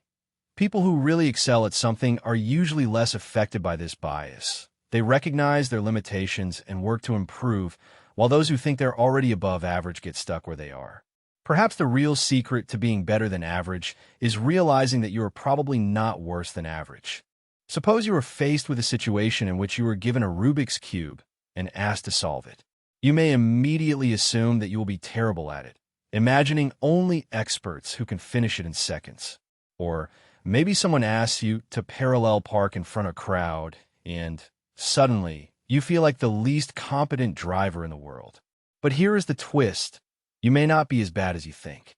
This is the worse than average effect, psychological trick that causes people to underestimate their abilities, especially when it comes to skills that they perceive as difficult. Unlike the better than average effect, which inflates confidence, this bias comes into play when we assume that most other people are more skilled than us, often without evidence. The illusion is strongest in areas where experience seems exclusive. If a skill is very visible, such as playing the piano, doing complex mathematical calculations, or speaking in public, Our mind focuses on the professionals who master that field, and we rarely think about the countless people with average or below average performance, because they do not stand out. This distorted perspective makes us feel like we are the only ones who are not qualified, when in reality, we may be as capable as others. Ironically, this effect can prevent people from even trying. Someone who assumes that they are terrible at chess may never play, while another person who believes that they do not know how to dance may avoid the dance floor. The result is that they never give themselves the opportunity to improve. The truth is that most people are neither exceptional nor terrible at most things. They're simply normal. In a world where insecurity can be as deceptive as overconfidence, the real mistake could be believing that you are worse than you are. Self-fulfilling prophecy. A student enters a mathematics exam convinced that he is going to fail. He does not even bother to review his answers. He doubts himself in the easy questions and hardly makes an effort in the most difficult ones. When the results arrive, his bad grade seems to confirm what he already knew, that he is bad at math. But was it really inevitable, or did your belief mold the result? This psychological trick works like a cycle. A belief alters your actions affect the results, and the results reinforce the belief. It happens everywhere. Let's take the classic example of a teacher who subtly expects certain students to excel. Unconsciously, he pays more attention to them, encourages them more, and has more patience with them, which helps them perform better. Meanwhile, students who are expected to have difficulties may receive less encouragement and fewer opportunities to prove their worth. Over time, these differences accumulate, and the initial assumption becomes reality. This also happens in everyday life. Someone who believes they are socially awkward may avoid eye contact, keep conversations brief, and withdraw from interactions. Others, perceiving their discomfort, respond with less warmth, which reinforces the idea that they are bad at socializing. On the other hand, confidence, real or not, often creates its own success. The dangerous part is that many of these cycles go unnoticed. People assume the results as proof of their original belief rather than a consequence of it. But if expectations can work against you, they can also work in your favor. The question is not only what you think is going to happen, but if your belief is silently shaping your reality. Selecting the best of a new health trend claims that eating only grapefruit can help you lose 5 kilos in a week. The article that supports it cites a study in which participants who ate grapefruit every day lost weight. It sounds convincing until you realize that the study did not mention exercise, calorie intake, or any other possible factor. Other studies that did not find significant weight loss can be conveniently ignored. This psychological trick occurs when people selectively choose information that supports what they want to believe while ignoring anything that contradicts it. It's not just in dietary trends, it's everywhere. Politicians use it by highlighting only the statistics that make them look good, while ignoring the rest. Companies do it by showing positive reviews but omitting negative ones. Even in personal discussions, people tend to remember the details that support their point of view, while forgetting those that weaken it. It is easy to fall into it, because it seems like proof. Seeing a few selected data points can be convincing, especially when they coincide with what we want to believe. But reality is not that simple. Imagine trying to solve a puzzle with only the pieces that fit into your narrative. You will end up with an incomplete and distorted image. The real danger that this creates are echo chambers. When people only consume information that reinforces their opinions, their beliefs become stronger, more extreme, and more difficult to question the truth, which is lost buried under carefully selected fragments of reality. So the next time something seems overwhelmingly biased to you, ask yourself what is being omitted. Sometimes, the missing pieces are more important than the ones in front of you. Slippery slope fallacy. If we allow students to use calculators in class, they will soon stop learning basic mathematics and will not be able to solve simple problems without technology.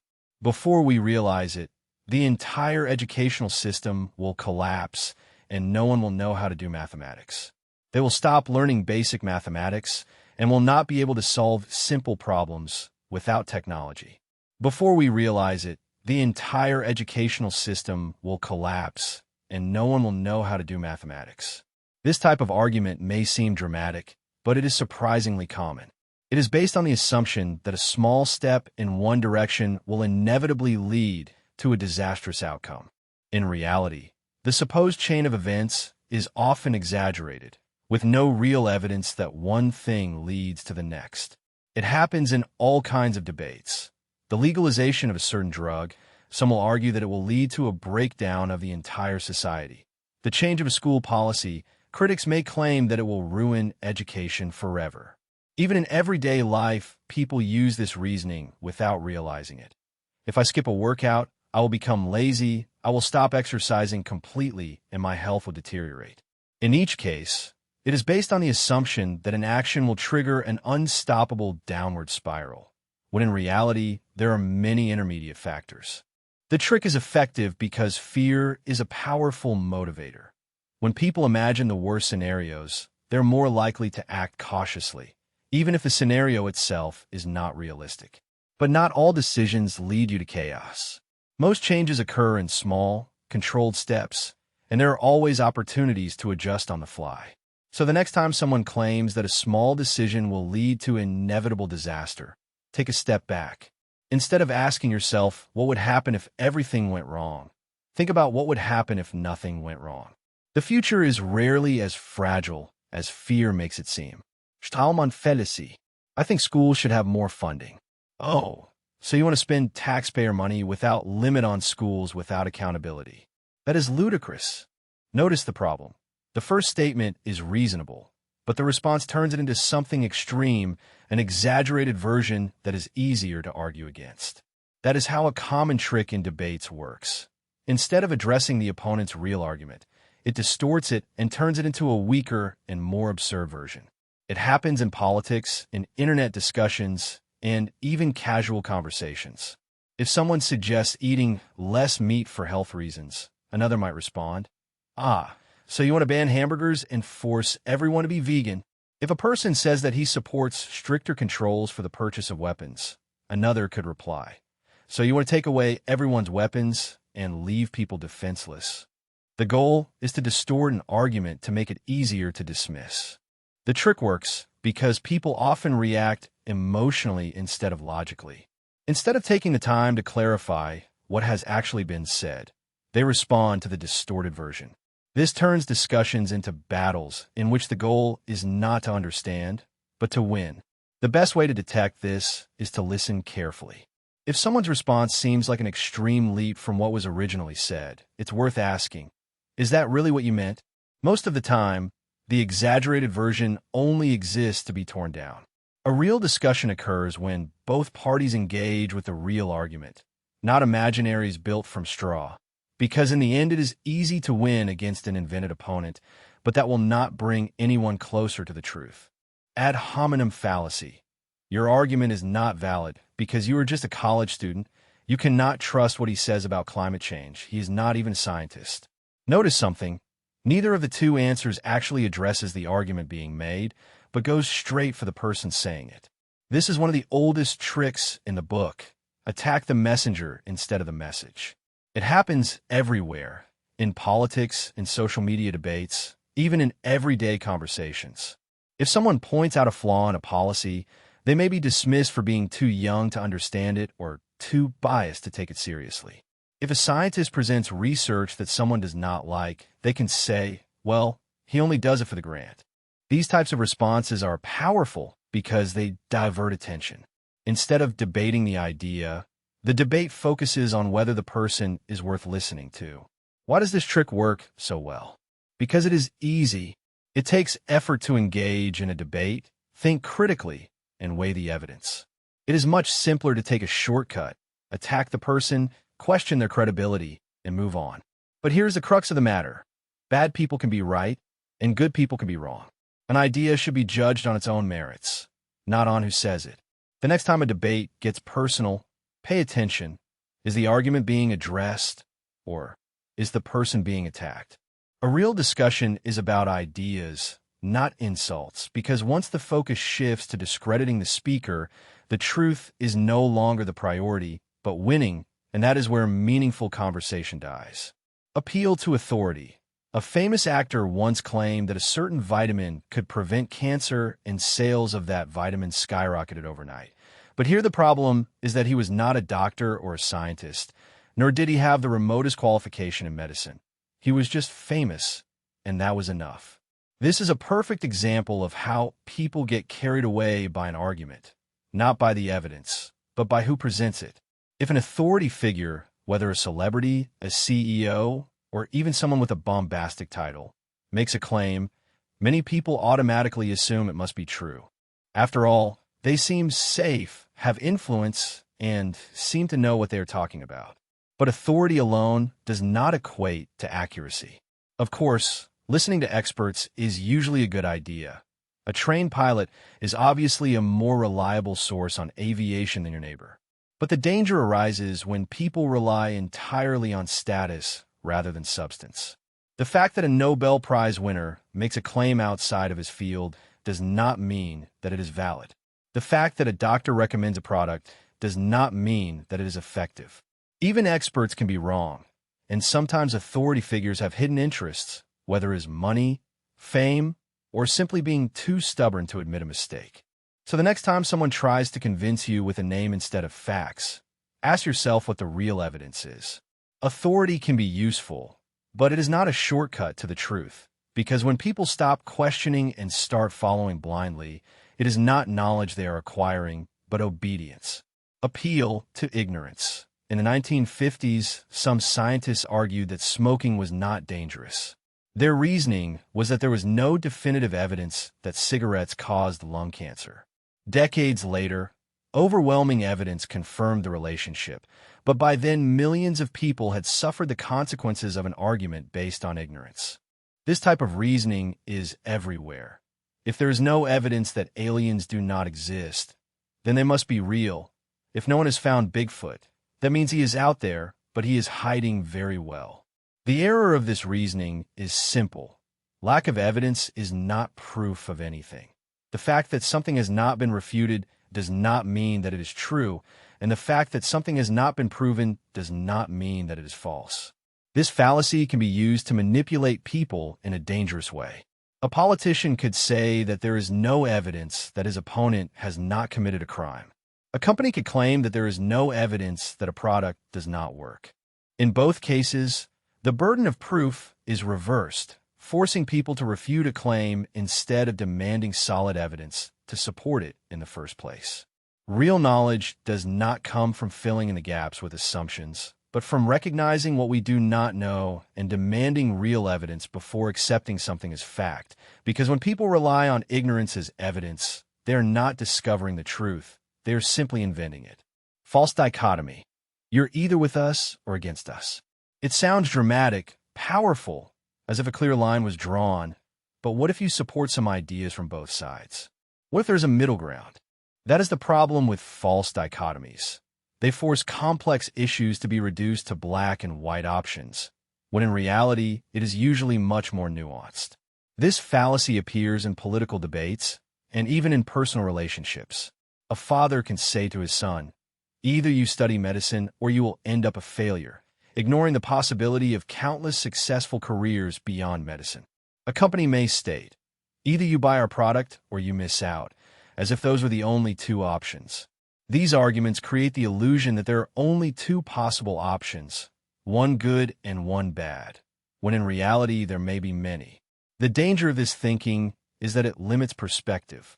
When people believe they must choose a side, they stop looking for alternative solutions, commitment disappears, creativity is repressed, and, worst of all, discussions become battles instead of conversations.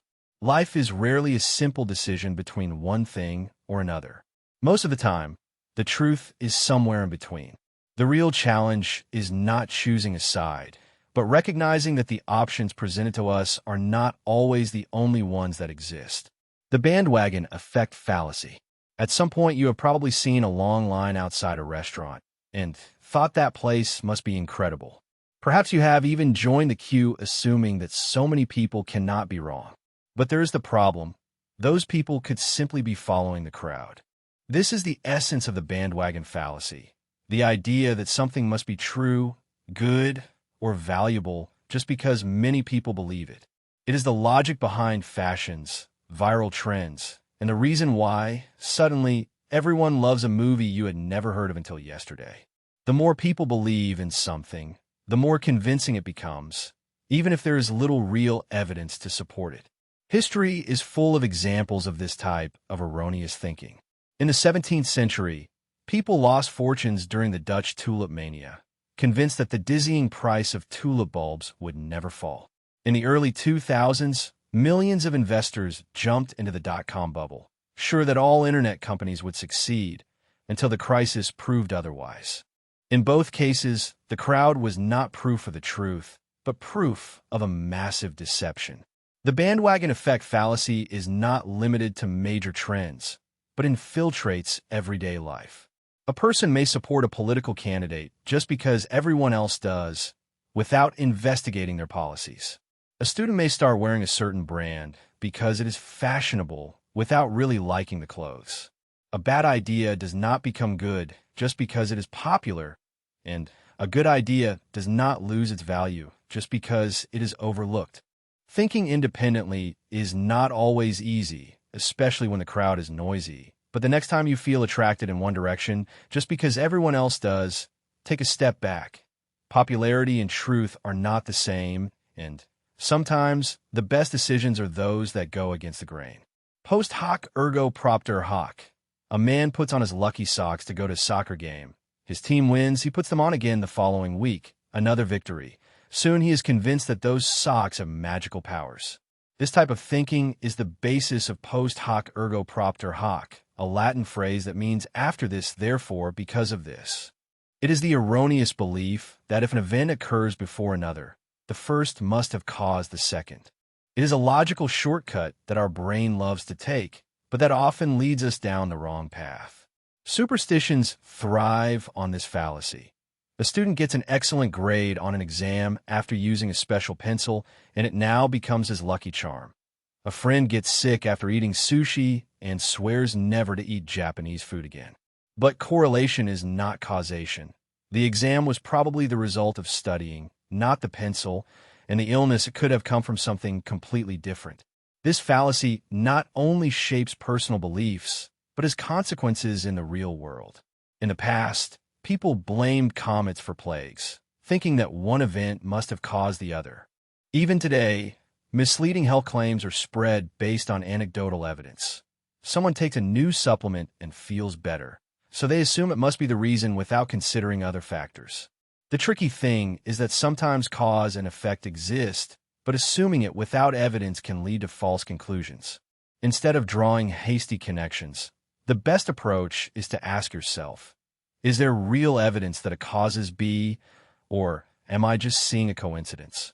Because although lucky socks can be a great tradition, they will not win the game. Hard work and strategy will. Hoc ergo prop. Ice cream sales and drowning deaths increase in summer. It is clear that eating ice cream must make people drown more often. Of course, that is ridiculous, but this type of erroneous reasoning is surprisingly common, called hoc ergo propter hoc, which translates as therefore. Because of this, it occurs when two things occur together, and we assume that one must be the cause of the other, even when there is no real relationship. The real explanation is that the heat increases both ice cream consumption and swimming activity. More people in the water naturally means more drowning incidents, but the ice cream itself has nothing to do with it. This fallacy deceives us in many ways. People assume that children who play violent video games become more aggressive without considering other factors, such as the family environment or personality. Studies may show that wealthy people tend to be healthier, but that does not mean that money directly improves health. Access to better nutrition, medical care, and less stress influence it. The news and social networks constantly fuel this error. A study may state that people who drink more coffee tend to live longer, while another may state that those who sleep less tend to be more successful. Are these things really related by cause and effect, or do they simply occur at the same time due to some deeper, hidden factor? Recognizing this fallacy is a crucial skill. The fact that two things occur together does not mean that one causes the other. The next time someone declares with certainty that a cause is B, Take a step back and ask yourself if there could be something else at play, because the truth is that sometimes ice cream is just ice cream. Hasty generalization. A single bad experience can be enough to change how we see the world. Imagine you go to a new restaurant and the waiter is rude. The food takes forever, and when it finally arrives, it's cold. As you leave, you shake your head and murmur, "This place is horrible." But is it really like that? Maybe the waiter was having a bad day. Maybe the chef was dealing with a broken kitchen. Maybe any other night that restaurant serves incredible food with excellent service. But one experience was enough to form a generalized judgment, and that is the trap of a hasty generalization. This cognitive shortcut occurs when we take a small sample of information and assume it applies to everything. A lazy employee convinces us that an entire company is unprofessional. A bad driver from another state makes us think that everyone there is terrible behind the wheel. A single misleading press article creates an opinion about an entire group of people. Social networks and the internet amplify this effect. If a viral video shows a person of a certain profession, city, or political group doing something stupid, thousands of people will suddenly declare that everyone is like that, but in reality, it is not. A few examples do not prove any rule. Recognizing this fallacy requires effort because our brains like shortcuts. It is easier to make quick judgments than thinking critically. But the next time you start to form an opinion based on a few examples, pause and ask yourself, do I really have enough evidence to be sure? Because sometimes a bad meal does not mean that the whole restaurant is horrible. It just means that you should try another dish. The gambler's fallacy. A coin is tossed into the air, heads comes up again, and heads again. On the fourth toss, something inside you insists that it has to be tails. It seems inevitable, as if the universe had to balance itself, but that feeling is a trap. The gambler's fallacy deceives people by making them believe that past results affect future probabilities, even when events are completely independent. In a fair coin toss, heads or tails always has a 50% probability, regardless of what happened before. However, in casinos, sports betting, and everyday decision-making, this illusion leads people astray. Think of a roulette.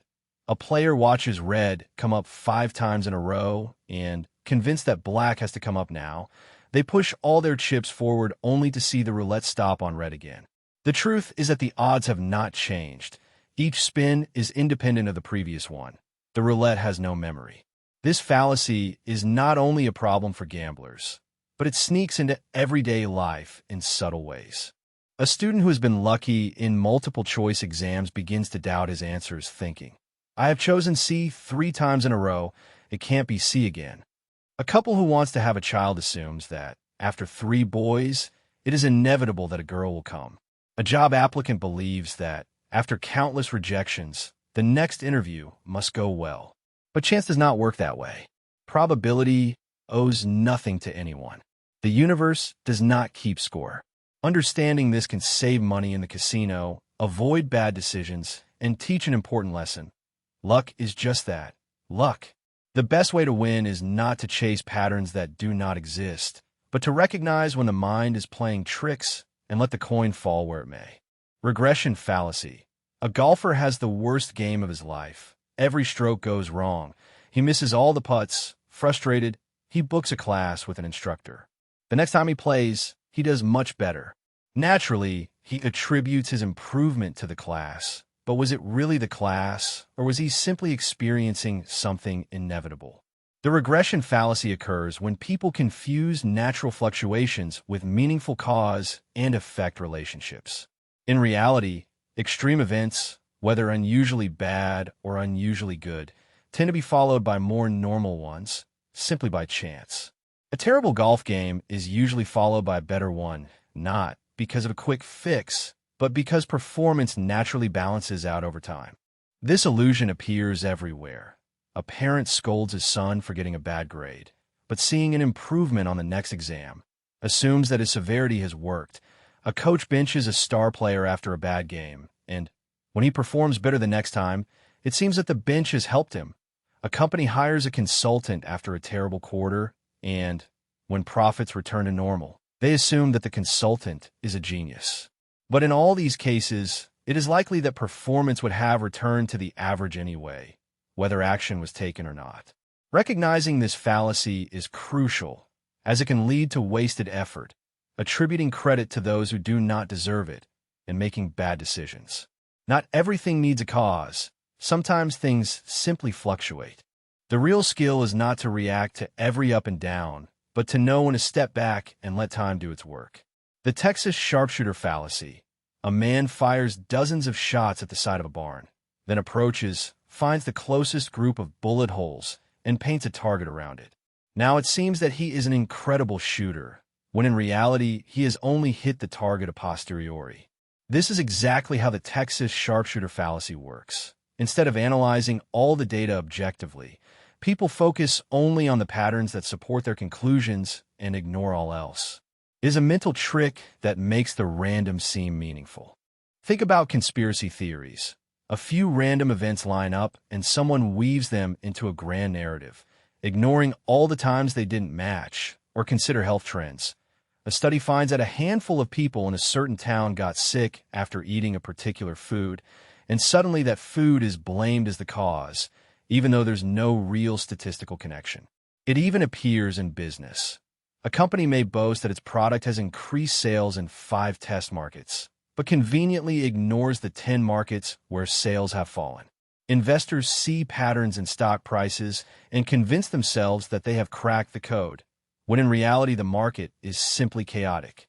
The problem with this fallacy is that it deceives people into seeing certainties where there are none, makes coincidences seem intentional, and leads to bad decisions based on selective data.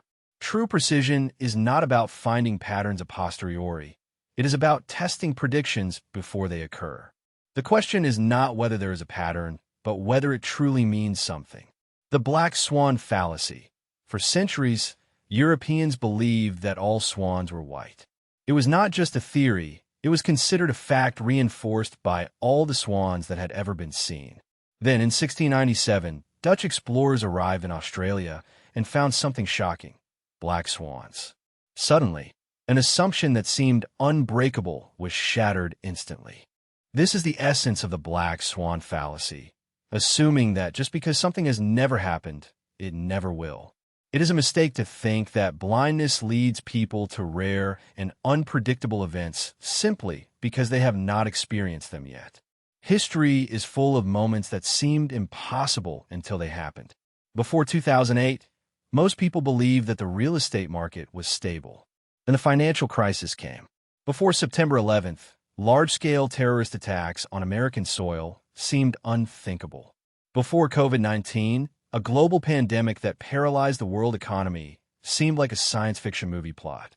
In retrospect, these events seem obvious, but before they happened, they were dismissed as unrealistic or paranoid. This fallacy affects everything from business to personal life. Investors take it for granted that a stock will continue to rise because it always has. Governments do not prepare for disasters that have not occurred in recent memory. People avoid buying insurance because they have never experienced an emergency. So when the unexpected happens, they are completely caught by surprise. The truth is that the most shocking events in history are often those that no one anticipates. Dismissing them just because they have not happened yet is like assuming that all swans are white until the day you finally see one that is not. The real lesson is not to live in fear of the unknown, but to be open to the idea that the world is far less predictable than we would like. Thus, during World War II, the American Army faced a crucial question: where should they reinforce their planes to minimize losses? They studied the returning planes and marked the bullet holes in the most frequently hit areas. The logical measure seemed obvious: add armor at those points. But then, a statistician named Abraham Wald pointed out a flaw in their reasoning. The planes they were analyzing were the ones that had returned. The ones that did not return, the ones that had been hit in other, more vulnerable areas, were not part of the data. Instead of reinforcing the areas where there were bullet holes, they had to reinforce the ones that did not have them. This is survival bias, the mistake of focusing only on successful cases and ignoring those that failed. It is present in all areas of life. We see it when we read about billionaires who dropped out of college, thinking that skipping class might be the secret to success, forgetting the countless others who did the same and failed. We hear it in fitness advice, when people swear by extreme workouts without considering those who burned out or were injured along the way. Even in business, we admire companies that did not give up, ignoring the thousands of others that persisted with the same effort but ended up bankrupt. This bias deceives us by making us see only the winners, distorting reality and making success seem more predictable than it truly is. It is easy to believe that following the habits of the rich and famous will give you the same results. But the truth is that for every visible success, there are countless unseen failures. The key is not only to learn from those who have succeeded, but to study those who have not, because sometimes the real lessons are not in those who survived, but in those we never learn about. Base rate fallacy. Imagine you go to the doctor for a rare disease that affects only 1 in 10,000 people. The doctor gives you a test that is 99% accurate, which means that it correctly identifies sick patients 99% of the time and correctly identifies healthy people 99% of the time. Your result is positive. You panic. A test with 99% accuracy means you're almost certainly sick, right? Not necessarily. This is where most people fall into the base rate fallacy, ignoring how rare the disease actually is. Let's analyze it. Out of every 10,000 people, only one will actually have a disease, but since the test is 99% accurate, it will still mislabel about 100 healthy people as positive. That means that of all the positive results, only one person actually has the disease, while 100 do not. Your real probability of being sick is about 1 in 101, or just 1%. This error occurs everywhere. People hear that a personality test is 90% accurate and assume that it must describe them perfectly, forgetting that general statements can apply to almost anyone. A security system detects criminals 95% of the time, but if the crime rate is extremely low, most of those flagged criminals are actually false alarms. Even in hiring staff, someone may seem like the perfect candidate because they have uncommon skills, but if very few people with that skill actually succeed in the role, betting on them may be riskier than it seems. The base rate fallacy shows why intuition can fail us. Our brains love simple answers. A positive test means you are sick, an elite degree means success. But the reality is more complicated. The numbers only tell a part of the story, and without taking into account the general panorama, we can end up making decisions that seem logical but that are completely erroneous. Prosecutor's fallacy. What would you do on a jury in a high-profile murder case? The prosecutor confidently presents DNA evidence. A sample found at the crime scene matches that of the accused, and the odds of a random person having the same DNA profile are 1 in a million. With such low odds, the prosecutor argues that there is practically no chance of him being innocent. The jury nods. The figure is overwhelming, but is it really proof? Not quite. This is a classic case of the prosecutor's fallacy, which confuses the probability of the evidence if the suspect is innocent with the probability of the suspect's innocence.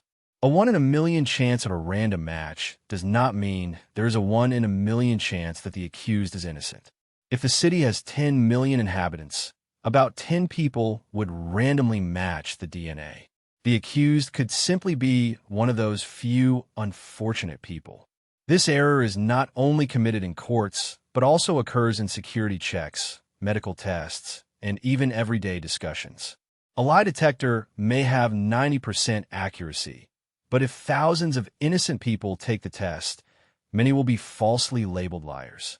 A terrorist watch list may have a 99% accuracy rate, but in a country of millions, false positives can far outweigh real threats. Numbers seem convincing, especially when they come from experts, but probabilities can mislead without context. The next time you hear a statistic used as proof, ask yourself if that number really says what they think, because sometimes what seems like certainty is just a trick of perception. Conjunction fallacy. I introduce you to Sarah, who is passionate about social justice, very intelligent, and very involved in activism during university. Now imagine that you're given 2 options. Sarah is a bank teller. B. Sarah is a bank teller and actively involved in the feminist movement. Which seems more likely to you? Most people instinctively choose option B. It just feels right. The description of Sarah makes her seem like someone who would be involved in activism. But here's the trick. Option B cannot be more likely than option A. Why? Because every feminist bank teller is, by definition, also a bank teller. Adding additional details always makes a scenario seem more plausible, but it actually makes it less likely. This is the conjunction fallacy in action. This mental slip occurs because our brains love good stories. Specific details make a narrative seem real, even when they statistically weaken it. Think of real crime cases. People often assume that a suspect is more guilty if they have a history of violence, even if the basic probability that they committed that particular crime does not actually change. Marketing, politics, and the media take full advantage of this bias. A vague statement like, "This supplement strengthens the immune system," does not sound as persuasive as "This supplement strengthens the immune system and helps fight colds." But by adding more details, you are actually making a bolder and less likely claim. The next time you hear an argument packed with extra details that sound too convincing, take a step back. The more specific a claim is, the more likely it is wrong. Reality is rarely as clear and orderly as a good story. Disjunction fallacy. Think of a moment when you are at the airport anxiously waiting for your flight. You are at the airport, anxiously waiting for your flight. You check the weather, the sky is clear. You check the airline's website, there are no delays. You check the news, there is nothing unusual. Confident that everything seems to be fine, you assume that your flight must be on time. Then comes the dreaded announcement. Flight 308 has been delayed. What happened here? You have fallen into a classic reasoning trap. Just because none of the individual delay factors seemed likely, you assumed that an overall delay was unlikely. But in reality, there are countless reasons why a flight can be delayed. Weather, maintenance, problems with ground staff, security issues. Even if each individual cause is unlikely, the probability of at least one of them occurring is quite high. This is the disjunction fallacy, the tendency to underestimate the probability of an event occurring that can happen in multiple ways. It is the opposite of the conjunction fallacy. Instead of overestimating the probability of a specific scenario, we underestimate the probability of something occurring when there are many possible ways for it to occur. It occurs everywhere. A student takes it for granted that he will not fail an exam because to fail it is necessary to make too many careless mistakes, forget key concepts, or run out of time. And since none of these things seems likely on its own, he takes it for granted that it is unlikely to fail until it happens. Even in decision-making, this bias deceives people and leads them to take risks they shouldn't. A gambler may think that the odds of losing a lot are low because to go broke you need to have a bad streak, a bad strategy, or bad luck, but when all those little risks add up, the result is inevitable. The mind naturally struggles with probabilities, but understanding this fallacy can change the rules. The next time you take it for granted that something is not going to happen, ask yourself in how many different ways it could happen. You may be surprised by the answer. The Monty Hall problem, a misconception. You're on a television program, in front of 3 doors. Behind one is a new car, and behind the other 2 are 2 goats. You choose a door, say the first one. Before revealing what is behind it, the presenter, who knows where the car is, opens another door, say the third one, which is a goat. Now they let you choose, stay with door 1 or switch to door 2. It seems that it doesn't matter, since there are 2 doors left, so the car should have a 50% chance of being behind either. But here is where intuition betrays us. The best move is always to switch at the beginning.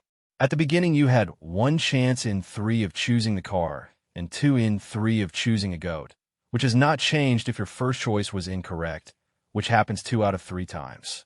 The remaining door must have the car. Since changing, you win 2 out of 3 times, but the erroneous idea that it is like flipping a coin is difficult to eliminate. Even trained mathematicians have had difficulties with it. Our brains instinctively simplify probabilities by treating the final choice as a new 50-50, instead of considering how the probabilities were established from the start. This error of judgment is not just about game shows. but reflects how we resist counterintuitive truths. We rely on instincts that seem right, but fail when analyzed carefully, whether in investment decision-making or even in everyday choices. Understanding how probabilities really work can help us avoid costly mistakes. So the next time a choice seems like pure chance, take a step back. The right decision may not be the one your intuition dictates, but the one that the numbers indicate. Benford's law, skepticism. In a situation in which you are given a thick stack of financial records and asked to check for fraud, where would you start? Strange as it may seem, one of the most powerful tools is not a complicated algorithm, but the simple act of counting how many times numbers start with 1, 2, or 9. According to Benford's law, in most natural data sets, lower digits appear much more frequently as the first digit than do higher ones. Sounds strange, right? Why don't the digits from 1 to 9 appear approximately equally? That is exactly what skeptics of Benford's law have a hard time understanding. Our brain loves symmetry, uniformity, and equal distributions. The idea that numbers do not behave in a way that seems logical makes us hesitate immediately, but numbers do not care about our intuition. Benford's law applies to data sets that span multiple orders of magnitude, such as populations, stock prices, and even river length. If a number grows exponentially, there's a much greater chance that it will start with 1 than with 9. The law is so reliable that forensic accountants and tax auditors use it to detect fraud. When people falsify numbers, they tend to distribute digits more evenly than in reality. Even so, skepticism still persists. Some believe that it is just a mathematical curiosity applicable in some cases, but not a universal truth, and, to be fair, Benford's law is not infallible. Restricted data sets, such as lottery numbers or telephone numbers, do not follow it, but dismissing it completely ignores its disturbing precision in so many real-world cases. The real lesson is that sometimes reality is stranger than intuition. We rely on our instinct to tell us how numbers should behave, but the patterns that emerge in the chaos of life often defy our expectations. And the more we question those expectations, the closer we get to understanding the hidden structures that shape the world around us. Hot streak, fallacy. You're watching a basketball game and a player is on a roll. He has made 5 shots in a row and the crowd is excited. The next time he receives the ball, you know he's going to score. He is on a roll. Well, maybe not. This belief that a player who has made several shots in a row is more likely to make the next one is called the hot streak fallacy. It is the idea that success generates success, that streaks have momentum, and that a player can temporarily become untouchable. The problem in most cases is that it is just an illusion. Statisticians studying basketball have found that a player's chances of scoring do not increase after a streak of successes. Each shot is still an independent event influenced by skill, shot selection, and defense, but not by a mystical streak. The ball does not remember the last 5 shots. This fallacy extends beyond sports. Investors fall into it when they assume that a stock that has been rising will continue to rise just because it has momentum. Gamblers believe that a winning streak means they are on a roll and keep betting heavily, only to see their luck evaporate.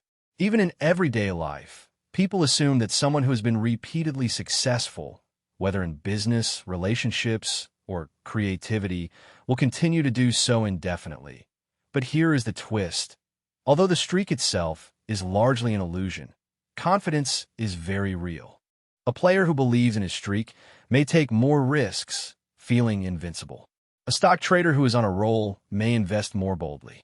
In this way, the belief in the streak can sometimes create the effect, at least for a while. So the next time you find yourself convinced that momentum guarantees success, take a step back. Are you seeing a real pattern or just another trick of the mind? Grouping illusions. You are flipping a coin and something strange happens. It comes up heads 5 times consecutively. Seems impossible, right? It must be rigged or maybe something unusual is happening. But the truth is that it is just chance playing a trick.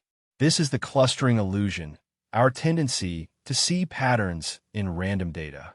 Our brain is programmed to look for structures. So when we see a bunch of similar results cluster together, we assume there must be a deeper meaning. But in reality, randomness is messy and streaks are just part of the chaos.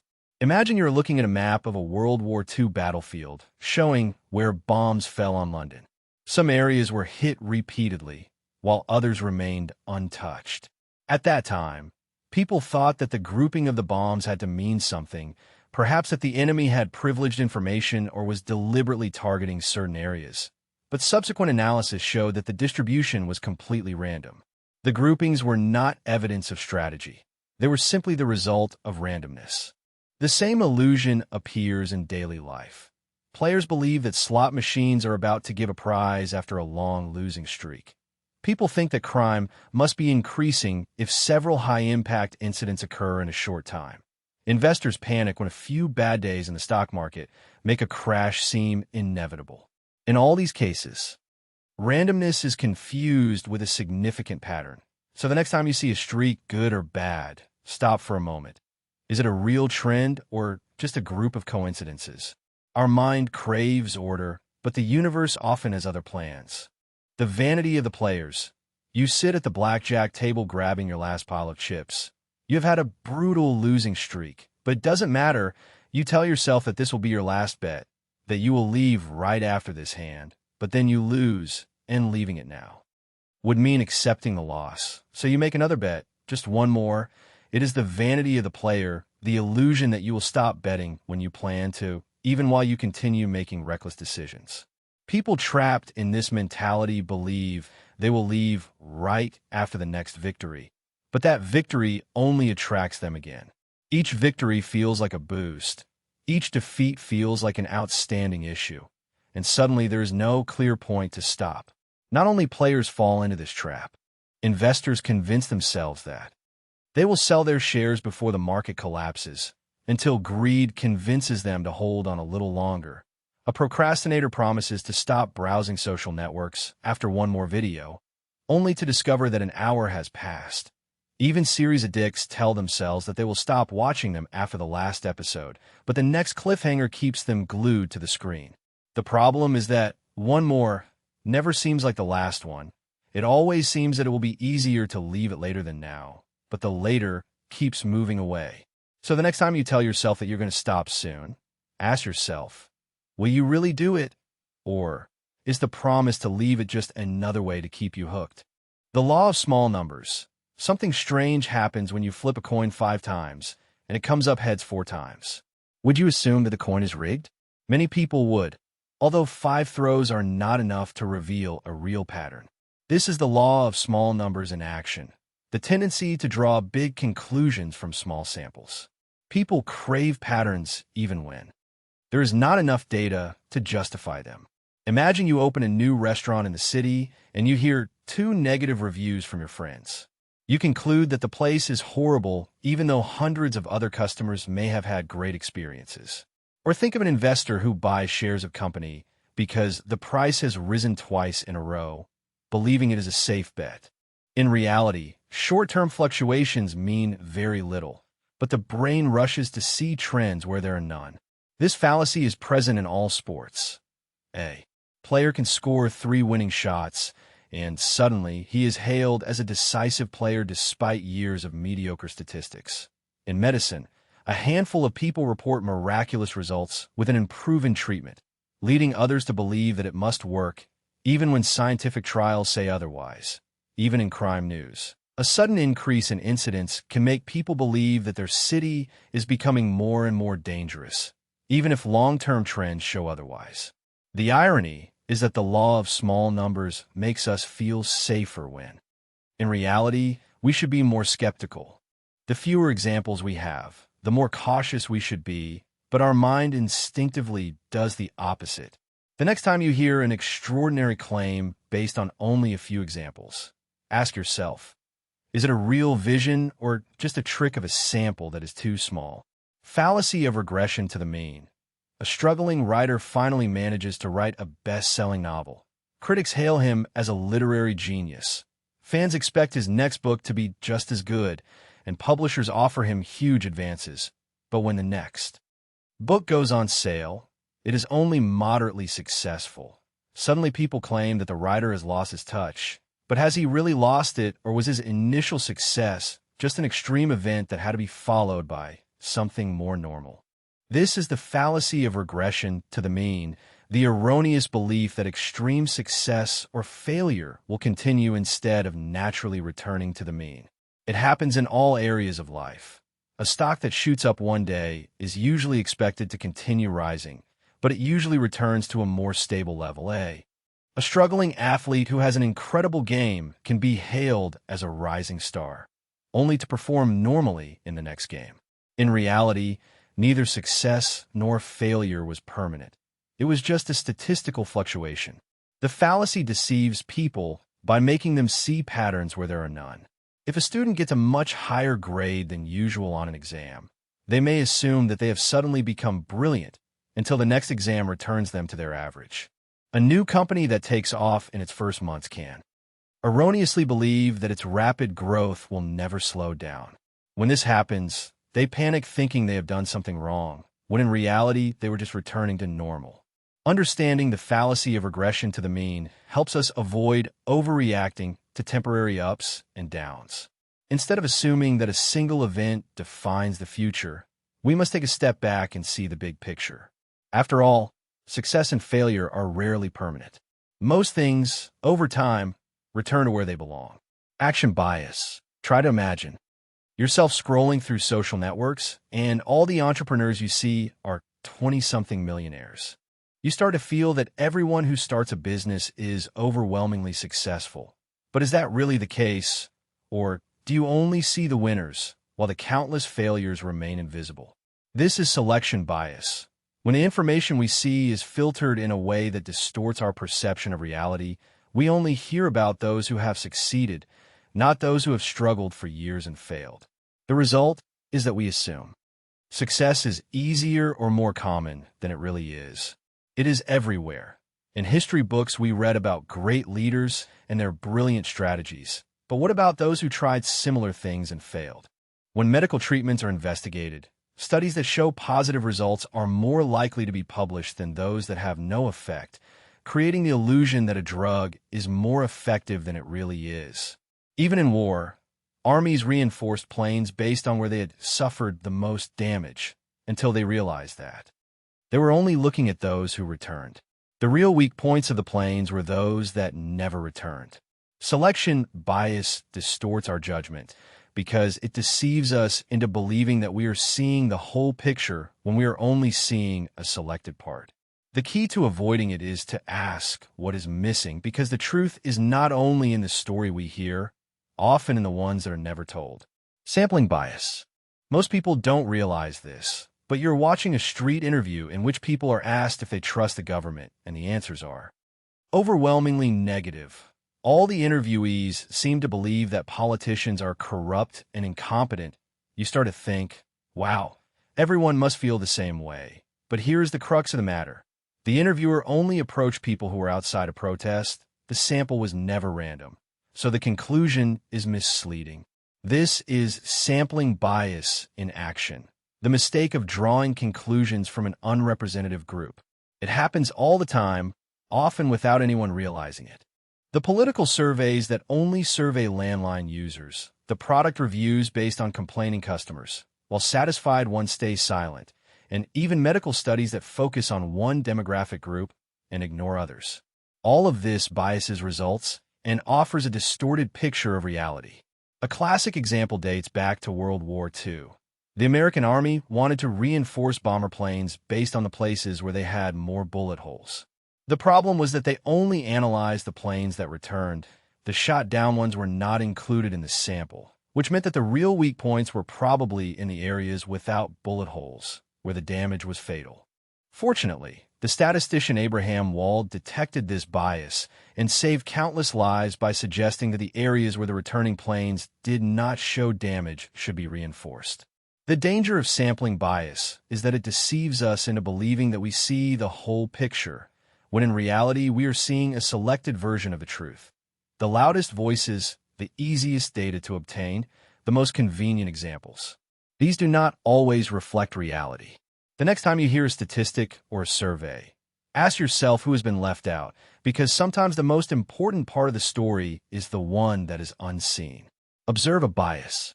A scientist is observing a group of children in a classroom to determine whether boys or girls are more likely to interrupt the teacher.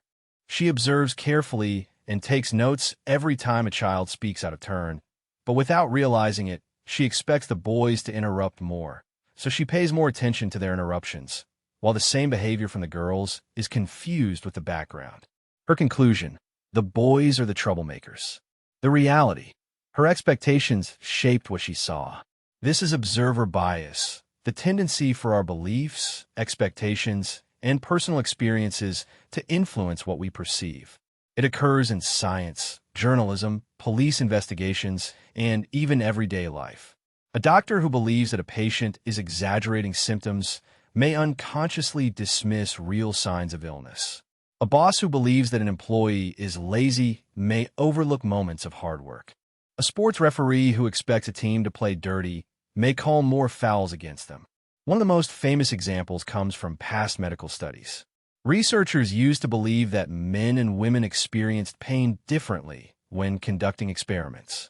They tended to notice and record the pain of male patients more accurately, while dismissing or downplaying the complaints from female patients. This distorted the results and influenced treatments and medical advice for years. The tricky thing about observer bias is that it seems like reality. After all, if you have seen it with your own eyes, how could it not be true? But human perception is not a passive record. It is a filter shaped by everything we already believe. The next time you are convinced that something is obvious, ask yourself, am I seeing things as they are or as I expect them to be? Because sometimes the most difficult thing to perceive is the bias behind our own eyes. Experimenter bias. A scientist conducts an experiment to test a new pain reliever. The results look promising. Patients who received the drug reported significantly less pain, but something is not quite right. Well, the control group, which received a placebo, also improved, but not as much. Could it be the drug? Was there something else at play? This is where experimenter bias comes in. It occurs when researchers unintentionally influence the outcome of their studies, often without realizing it. Perhaps they unconsciously encouraged the test group more, or perhaps the way they phrased the questions led patients to report lower levels of pain. Even small changes in tone, body language, or wording can skew the results. One of the most famous cases occurred in the early 20th century with Clever Hans, a horse supposedly capable of doing mathematical calculations.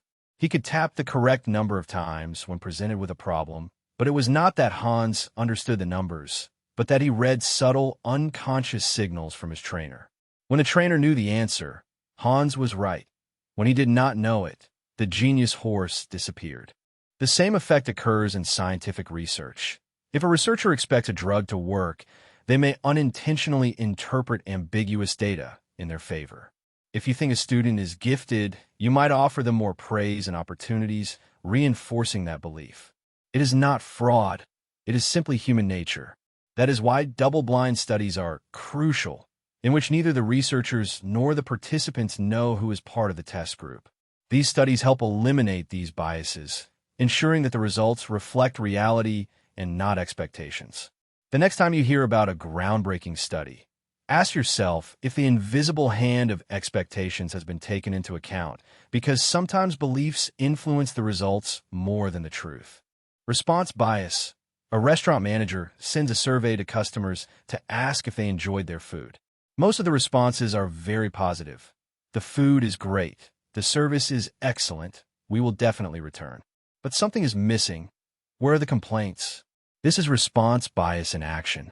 It occurs when the way a question is phrased or the situation in which it is asked pushes people toward a specific answer. Perhaps the customers did not want to be rude, so they said they loved the food when in reality, they just wanted to avoid a scene. Perhaps only the most satisfied diners bothered to fill out the survey, while the dissatisfied simply left without returning it. It is the same reason why political surveys, customer opinions, and even job satisfaction surveys can be misleading. People don't always tell the truth, not because they want to deceive, but because they want to be socially acceptable polite, or pleasant. If you're asked if you support this charity, you may say yes, even if you don't, just to not seem insensitive. If a doctor asks you how often you exercise, you may exaggerate the truth a little to look healthier. The problem is that decisions are made based on erroneous data. A company believes that its employees are happy, when in reality people are afraid to complain. A politician believes that he has broad support, when in reality people simply do not want to argue. A company takes for granted that its customers love a product when most have simply been too polite to say otherwise.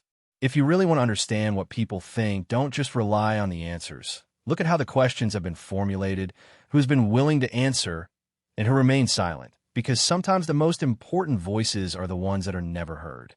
Social desirability bias. A job interview goes well until the interviewer asks, "How often do you procrastinate?" We doubt. The real answer is probably more than I should, but we know what they want to hear, so we force a confident smile and say, "Oh, I'm always ahead of schedule." This is social desirability bias, the tendency to give answers that make us look good instead of those that reflect reality. It happens all the time. When we're asked how often we exercise, we exaggerate. When we fill out a recycling survey, we claim that we do it religiously, even though our garbage says otherwise. When a doctor asks us about our diet, suddenly that binge of fast food does not seem worthy of mention. This bias distorts research statistics and even personal relationships. If a politician asks a crowd who votes in every election, most hands will be raised, even though some of those people rarely set foot in a voting booth. Dating profiles are full of people who say they love to read, but who have not finished a book in years, and the comments in the workplace. Employees tell their bosses what they think they want to hear, not what they really feel. It is not that people lie intentionally.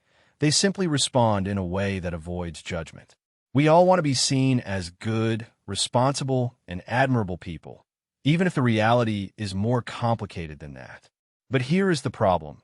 When everyone polishes their image, the truth becomes distorted. Companies make bad decisions based on misleading data. Society assumes that the problems are not as bad as they are. And on a personal level, we run the risk of deceiving even ourselves. Because if you tell a perfect version of your life for long enough, you may end up believing it. One of the simplest and most common mental traps that people fall into is confirmation bias, which silently shapes our beliefs without us realizing it. Imagine you are in a debate about a topic that you are passionate about. You search the internet for evidence that you are right, and, as expected, you find articles, studies, and expert opinions that support your opinion. The facts prove me right, you think. But have you stopped to consider the evidence against your position? Or have you only looked for information that confirms what you already believed? This is confirmation bias. Us in action. Our tendency to seek, interpret, and remember information that supports our existing beliefs, while ignoring or discarding anything that contradicts them. That is why people with different political opinions can see the same event and reach completely different conclusions. That is why superstitions persist, conspiracy theories thrive, and deep-rooted misconceptions refuse to disappear. Once an idea takes root in our mind, our brain instinctively works to defend it, even at the cost of reality.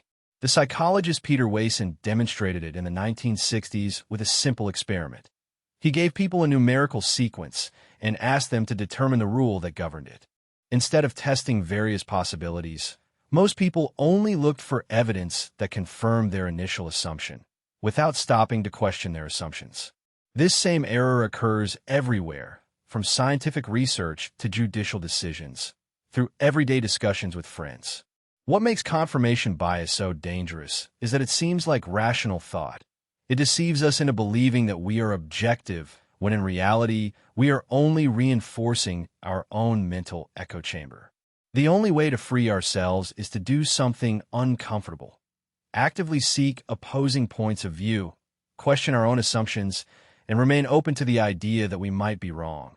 Because sometimes the truth is not what we want to hear, but what we refuse to accept. Publication bias. A scientist conducts a study on a new drug, and the results show no effect. Another researcher tests a popular psychological theory and finds no evidence to support it.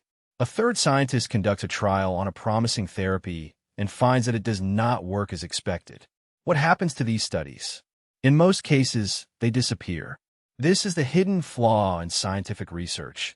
Studies with positive and exciting results are much more likely to be published than those with neutral or negative results. Magazines prefer advances to dead ends. Researchers, under pressure to advance their careers, focus on studies that tell a compelling story. Funding agencies are more likely to support projects that promise great discoveries than those that yield inconclusive or disappointing results. But when negative results are not published, the scientific record becomes biased. Let's imagine 10 studies that test a new treatment. 9 show no effect, but 1 finds a small benefit. If only that 1 is published, the world sees an incomplete picture that makes treatments appear effective when they are not. This can lead to a waste of resources, erroneous conclusions, and even harmful medical practices. This bias also affects public perception. You rarely hear about studies that have not found anything significant, which reinforces the idea that every new scientific claim is revolutionary. A study on diets that shows that a certain food prevents diseases appears in the headlines, while 5 others that show no effect never see the light. The result: a public bombarded with sensationalist and often misleading information, which shapes their beliefs based on an incomplete set of facts.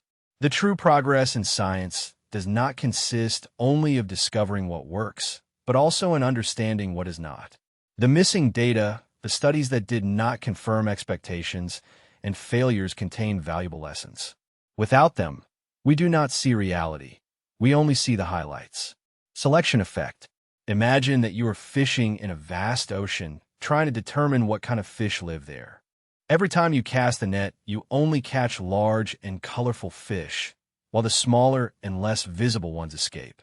Based on your catch, you could assume that in that ocean there are only large and flashy fish, but in reality, you're missing a large part of the panorama. This is exactly what happens in scientific research due to the file drawer effect. When researchers conduct studies, they do not always get the results they expect. Sometimes, their experiments show no effect, contradict prior research, or simply do not reach statistical significance. These studies are much less likely to be published, as journals prefer innovative findings.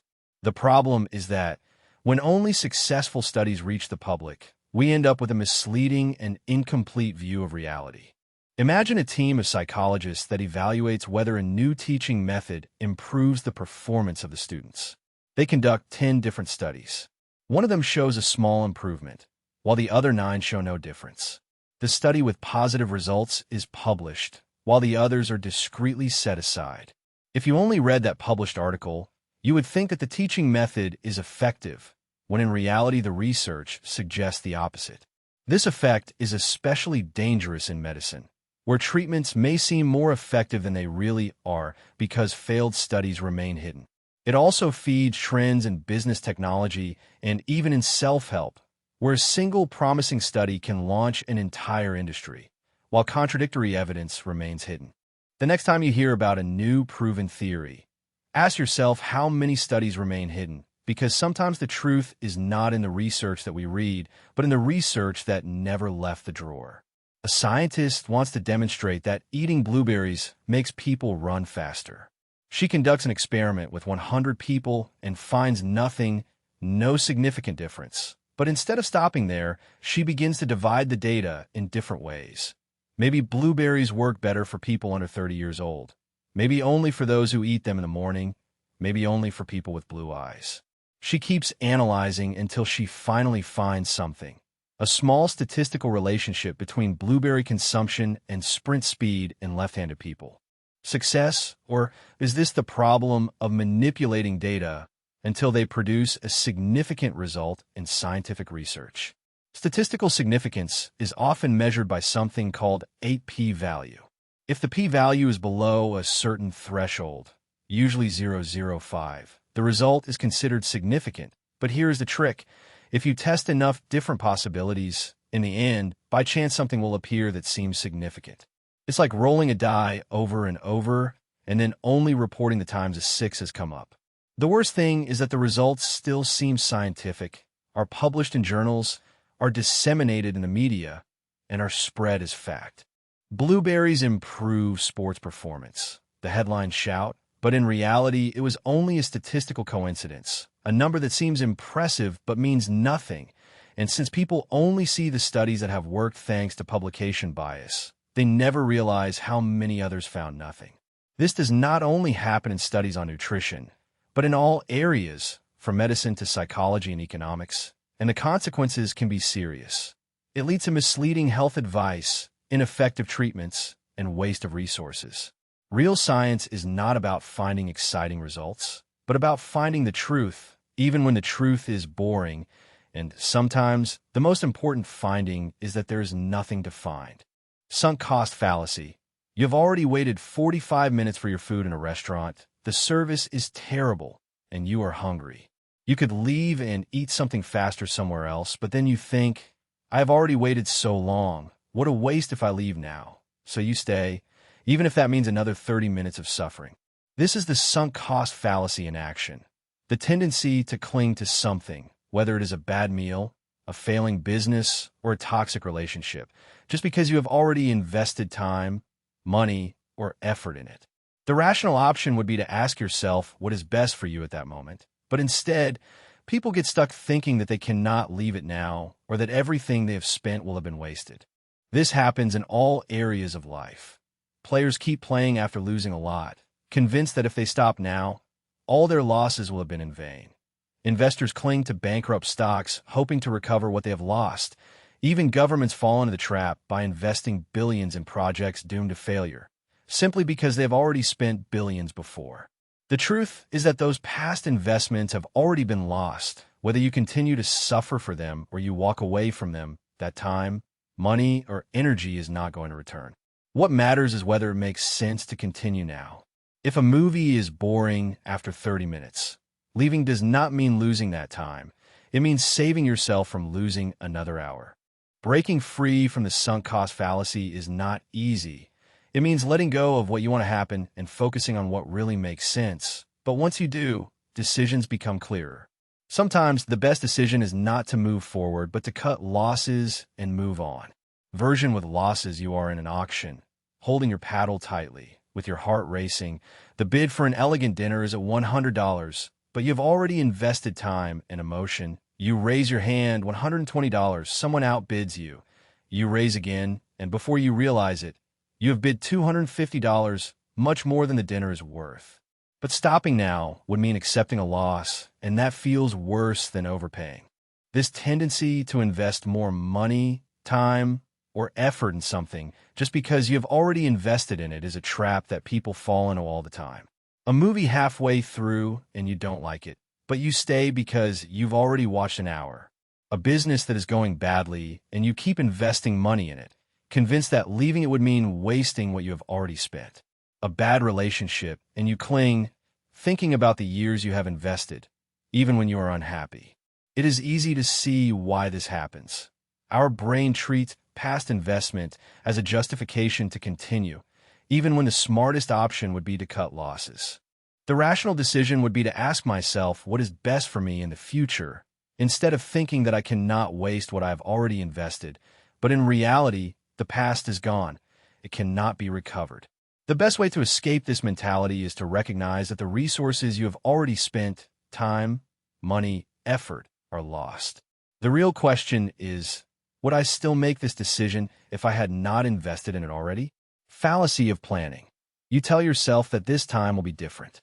The last time you had to deliver a project, you swore you would never procrastinate again. So you plan everything for a week, which should be enough, or even for a few days. You feel safe, almost excited, and then somehow you spend all night awake, struggling to finish and wondering where all that time went.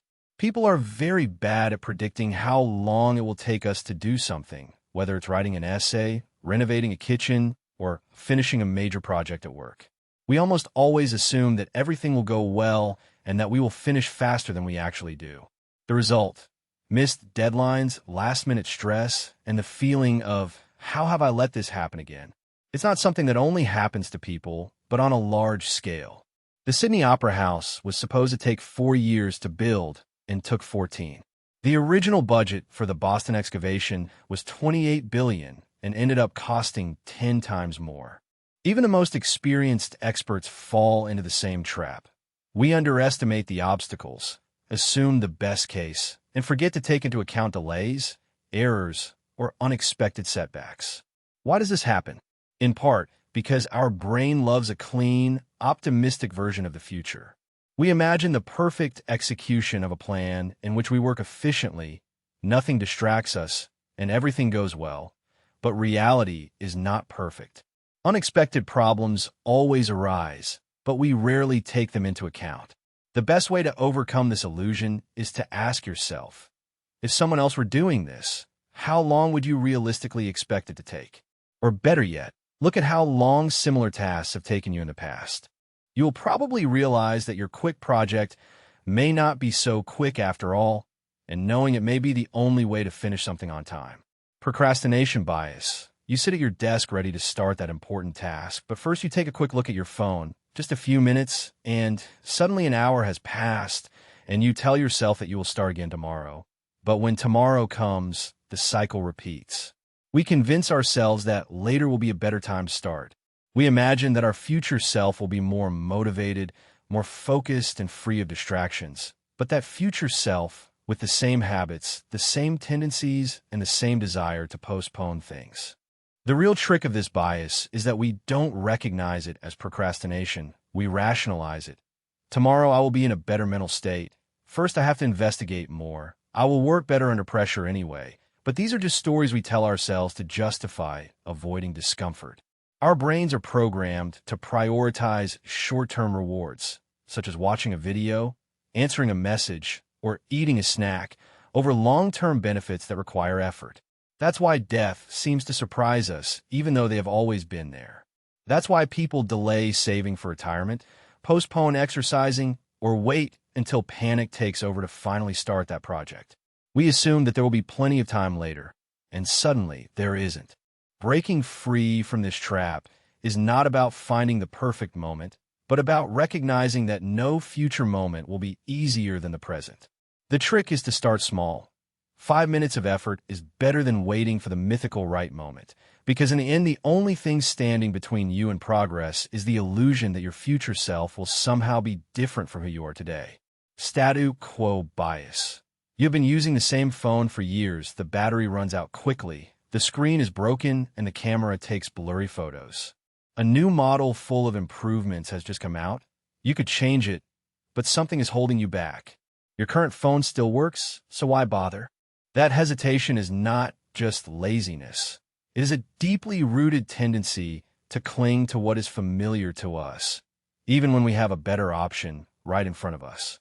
People tend to resist change, not because they have carefully weighed the pros and cons, but simply because the current situation gives them security. That's why companies strive to get customers to change brands. That's why employees stay for years in jobs that don't satisfy them. And that's why obsolete policies and traditions last far beyond their usefulness. The mind plays tricks to keep the statu quo intact. It exaggerates the risks of change and minimizes the potential benefits. A new gym routine. What if it is too hard? Moving to a new city. What if I don't like it? But what we don't take into account is the risk of not changing. How much time is wasted on ineffective habits? How many opportunities are lost because we are too comfortable with how things are? Breaking free from this bias means asking yourself a simple question. If I were starting from scratch today, would I make the same decision? If the answer is no, maybe it's time to stop settling for what's familiar and start embracing what's possible. Change is uncomfortable, but so is getting stuck. Imagine you're at a flea market, looking at a table of trinkets, and you see an old coffee cup. Nothing special, just a plain ceramic cup. If you were asked how much you would pay for it, you might shrug and say a couple of dollars. But now change the scenario. Suppose that same cup is already yours and someone offers to buy it from you. Suddenly, it doesn't seem so cheap anymore. Now you think it's worth at least $5, maybe more.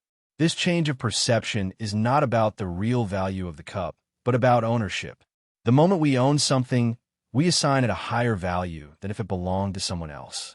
That's why people find it hard to sell their old furniture at reasonable prices, That's why sentimental clutter accumulates in garages, and that's why companies offer free trial memberships. Because once something is yours, getting rid of it feels like a loss. The effect is everywhere. Investors cling to bad stocks convinced that they are worth more than they really are. People are reluctant to sell an old car, even when repairs cost more than its market value. And if you have ever had trouble getting rid of an object just because you have had it all your life, you have felt this bias firsthand. Recognizing this mental trap can help us to make smarter decisions. The fact that something is ours does not mean it is worth what we believe. The real question is, how much would I be willing to pay for it if this were not mine? Sometimes, the most difficult thing is to see things as they are, not as we want them to be. Naive diversification. Have you ever found yourself in a situation where you are in a free buffet and you face an overwhelming variety of options?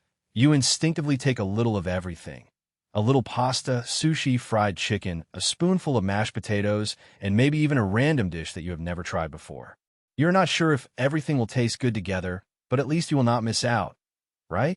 This same instinct transfers to more serious decisions, such as investing or planning future. When we are presented with multiple options, we tend to distribute our choices evenly between, without analyzing in depth which is the best. If they offer you 5 investment funds, for example, you may allocate 20% to each without checking if any are riskier. If you are choosing subjects for college, you may enroll in a balanced combination of humanities and sciences without considering which best fit your professional goals. It seems like a safe strategy, since diversification is smart, but the problem lies in naivete. Instead of carefully evaluating each option, we assume balance itself is key.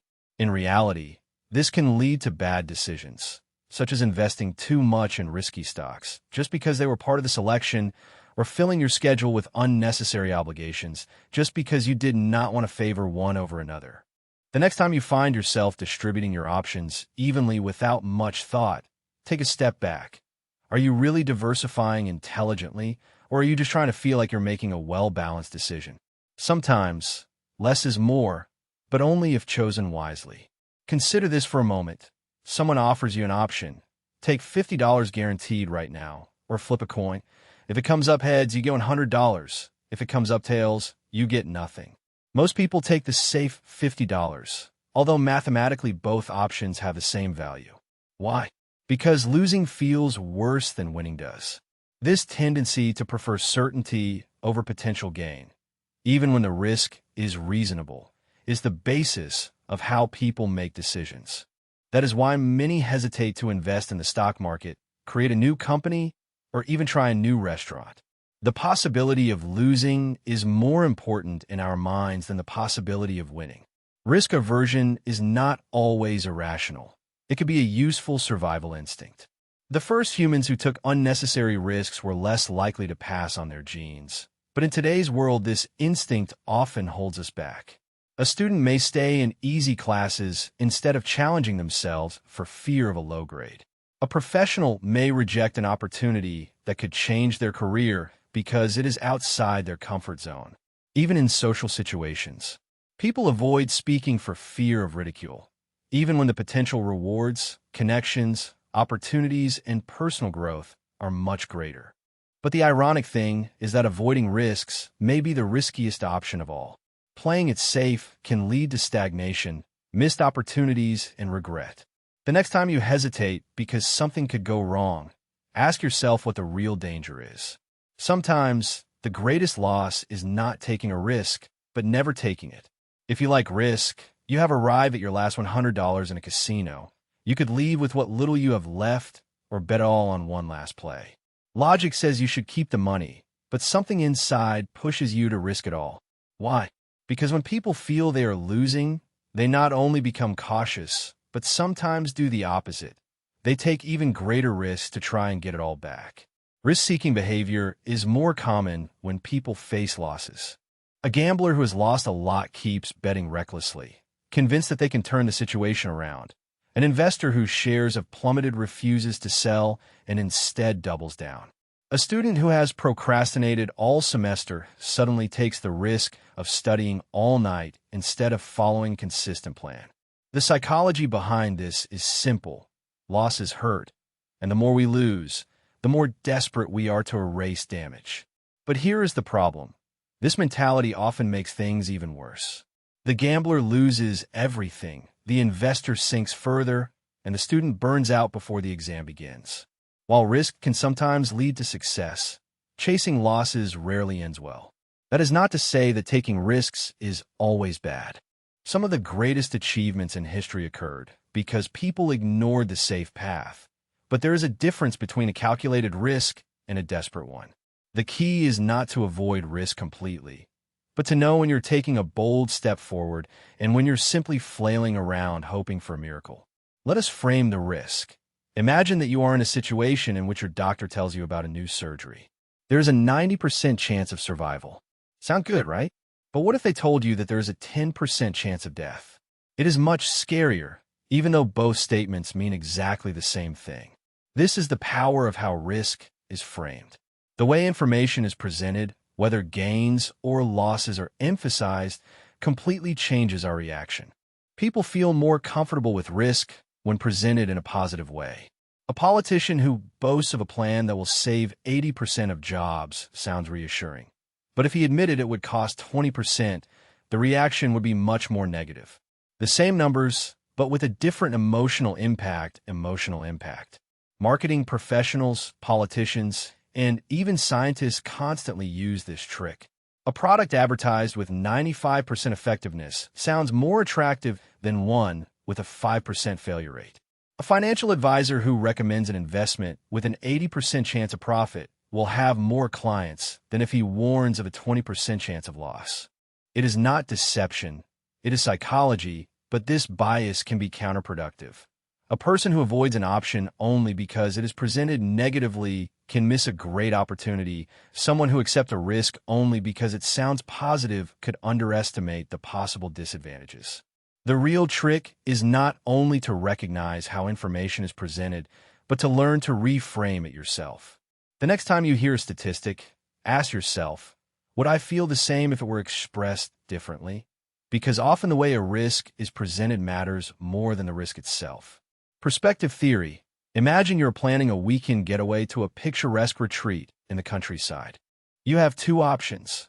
One is a comfortable resort with good reviews that guarantees a pleasant stay, and the other is a cabin in the woods, away from the usual circuits, which promises an unforgettable adventure, but with uncertainties, such as a rustic environment that could lack amenities or unpredictable weather that could ruin your plans. Most people, when faced with the choice between a safe and pleasant experience and a risky and potentially extraordinary one, tend to choose the safe resort, as they value the certainty of having a good time over the possibility of living an exceptional experience or uncertainty of the adventure. This everyday decision illustrates the essence of the perspective theory developed by Daniel Kahneman and Amos Tversky.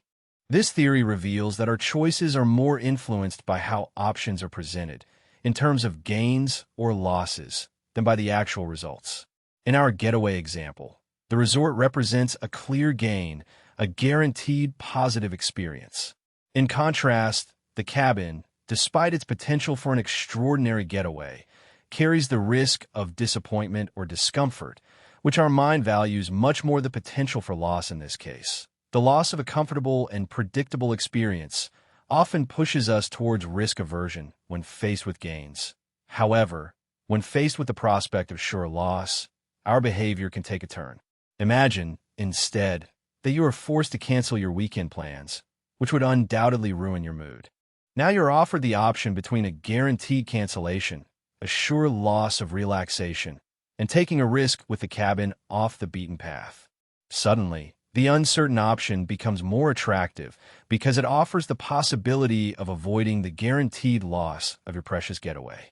This change of preference is the core of perspective theory. We are more willing to take risks when we're trying to avoid losses than when we're trying to secure gains. Our decision-making is not purely logical, but deeply affected by our emotional response to potential gains and losses. The next time you face a choice, consider how the framing might influence your decision. Sometimes, what seems like a safe bet can hide an opportunity for something truly extraordinary. Mental accounting. Suppose you are in a situation where you have just won $200 with a lottery ticket. Later that same day, you go out to dinner and treat yourself to an expensive meal, justifying it by thinking that it is free money. But if your salary had increased by $200, would you have spent it in the same way? Probably not. That is mental accounting in action. People do not treat all money the same way, but mentally divide it into categories: salary, savings, bonuses, gifts, bets, and depending on where it comes from, we spend it differently. Found money, such as tax refunds or work bonuses, seems less real to us, so we are more likely to spend it on luxuries. On the other hand, salary is considered hard-earned and is spent carefully, although in reality all money is the same. Casinos and marketing experts use this against you. That is why casinos give players chips instead of real money. Because when you do not see the physical money leaving your hands, you take more risks. You see the physical money leaving your hands, you take more risks. Have you ever noticed how stores offer refunds instead of direct discounts? They know that you will mentally separate that future refund from your main budget, which makes you more likely to buy. The danger of mental accounting is that it deceives us and leads us to make bad financial decisions. You might insist on saving money in a vacation fund while struggling to pay off high debt, or refuse to dip into your savings to avoid overdraft fees, even though these fees cost more than the interest you are earning.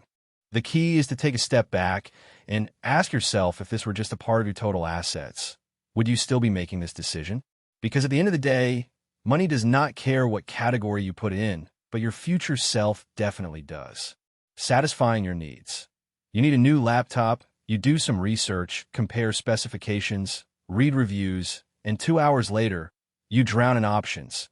Should you buy the one with the best battery or the one with a faster processor? Should you spend more for a higher refresh rate? You're paralyzed by the options, and finally, exhausted, you decide on a laptop that meets your needs, even if it is not perfect, and just like that, you have satisfied. Satisfaction is the art of choosing something that is good enough instead of endlessly searching for the best. That is a shortcut our brain uses to avoid decision-making fatigue. Unlike maximizers, who obsess over making the most optimal decision, satisficers recognize when a decision meets their criteria and move on. It is not laziness, it is efficiency. Think about grocery shopping. If you needed the perfect bread, you would inspect all the options, compare ingredient lists, and maybe even read reviews online. A satisficer simply takes a bar that seems good to him and moves on. The result: less stress, more time, and a decent sandwich. This doesn't mean settling for bad options, but knowing when good enough truly is enough. Studies show that maximizers tend to be less satisfied with their decisions, even if they are objectively better. Why? Because they can't stop wondering if they could have done even better. Meanwhile, satisficers make a decision, trust it, and free their mental energy for more important things. In a world overflowing with options, knowing when to stop is a superpower. The next time you find yourself stuck weighing endless options, ask yourself, will this choice serve my purpose? If yes, move on. The best decision isn't always the most researched. It's the one that lets you live your life. Limited rationality. Imagine you are in a huge supermarket in front of an aisle full of hundreds of different boxes. You don't have the time or mental energy to analyze each of them. So you do what most people do. You grab a known brand, look at the price, maybe take a look at the sugar content, and that's it.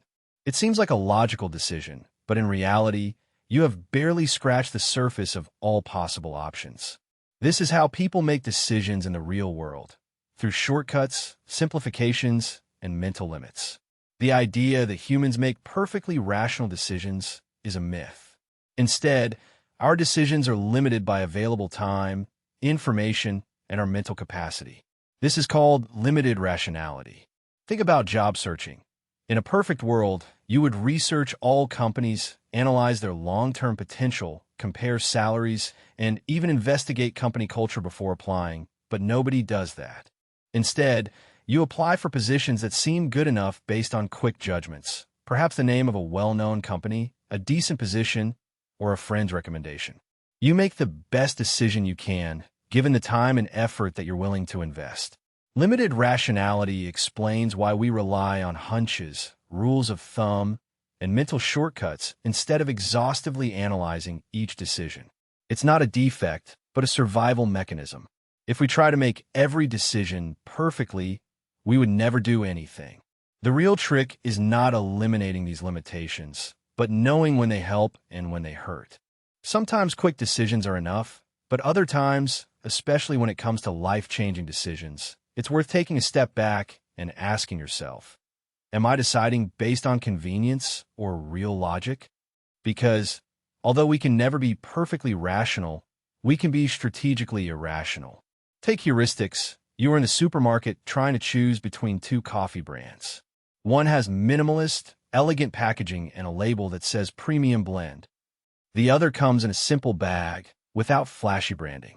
Without much thought, you grab the one that looks premium. After all, it must be better, right? This is how the brain makes quick decisions, using mental shortcuts instead of analyzing every detail. We rely on simple signals such as brand, price, or familiarity to quickly reach a conclusion. These shortcuts, or heuristics, save time and effort, allowing us to navigate everyday life without overthinking. However, although they facilitate decision-making, they also can lead to errors. Imagine a job interview. A well-dressed, self-confident candidate enters, gives a firm handshake, and speaks fluently. Instantly, they seem competent. Another candidate, equally qualified but nervous, stutters. Even if their resumes are identical, the first is more likely to get the job. This happens because the brain equates confidence with ability, a heuristic in action. Marketers and politicians fully exploit this. A product with 99% effectiveness on the label seems more reliable than one that claims to have a 1% failure rate, even though they mean the same thing. A presidential-looking candidate can win support even if their policies are weak. These shortcuts are deeply rooted but not inevitable. Stop to question any hasty judgment. Why does this product seem better? Am I making an assumption based on appearances? This can lead to better decisions. The brain loves efficiency, but sometimes slowing down is the smartest decision. Intuition over the analysis. A friend invites you to a poker game that you have never played seriously, but in the middle of the night, you start making risky bets, somehow knowing when to withdraw and when to bet at all. You can't explain it, but your instinct keeps guiding you in the right direction. This is what happens when instinct prevails before analysis has a chance to act. Sometimes, the brain captures patterns before we are aware of them. That's why an experienced firefighter can feel that something is wrong in a burning building before seeing any obvious danger, or why a doctor can diagnose a rare disease in seconds without performing endless tests. These instantaneous judgments seem like magic, but they're based on experience, on lived situations, and on subtle signals that our brain processes without us realizing it. The problem is that intuition is not always right. A hiring manager may have a good feeling about one candidate over another, even if their qualifications do not match. A player can continue betting on a winning streak, convinced that he has cracked the code, only to lose everything. Although intuition can be powerful, it is not infallible. It works with patterns, and sometimes those patterns are misleading. There's a balance between trusting your gut and thinking things through. When a situation is familiar, intuition can save your life, but when there's a lot at stake and emotions come into play, slowing down and questioning that instinct can make all the difference. A quick decision feels good, but a well-reasoned one lasts longer. Intuitive attribution. You're walking down the street and a driver speeds past and cuts off another car. Instantly you think, what a reckless idiot. But when you're the one in a hurry and you make your way through traffic, you justify it. I had no other option. It was an emergency. This is how the mind deceives us when we judge others. We assume that their actions reveal their character. Selfish, careless, rude. But when we make the same mistakes, we blame the situation, the stress, bad luck, a misunderstanding. This hasty judgment is so automatic that we rarely stop to question it in daily life. This shortcut can create misunderstandings. A coworker does not meet a deadline. He must be lazy. A friend forgets to reply to a message. it is clear that he does not care. But when we find ourselves in those same situations, we are flooded with justifications. The reality is that people's actions are often determined by external factors that we cannot see: stress, exhaustion, and personal struggles. This mental habit is not entirely bad, since it helps us to function in the world without overanalyzing everything, but it also distorts our perception and makes us be harsher on others than on ourselves. The next time you find yourself labeling them as a reflection of who he is, pause and think about what you would say to yourself if the roles were reversed. The truth is that most people are not villains or heroes. They're just fighting their own invisible battles, just like you. The illusion of control. You are in a casino, holding the dice tightly before throwing them. You shake them just enough, you blow on them for luck, convinced that your technique influences the result. The reality is that it is not like that. The dice do not care. And yet, somehow it seems that it does. This is a perfect example of how the mind deceives us by making us believe that we have control over random events, from players who swear by their rituals to people who press the elevator buttons to make it arrive faster. We constantly overestimate our influence, even in financial markets, where investors believe that their personal strategies will be smarter than chance, when in reality luck often plays a more important role than they admit. The illusion of control is not just superstition, it is deeply rooted in our functioning. Studies show that people prefer to choose their own lottery numbers because they believe that this increases their chances of winning, even though the odds are identical. In sports, fans think their cheers influence the outcome. In business, leaders assume that their success is due exclusively to their skill and not to circumstances. This bias can be both a blessing and a curse.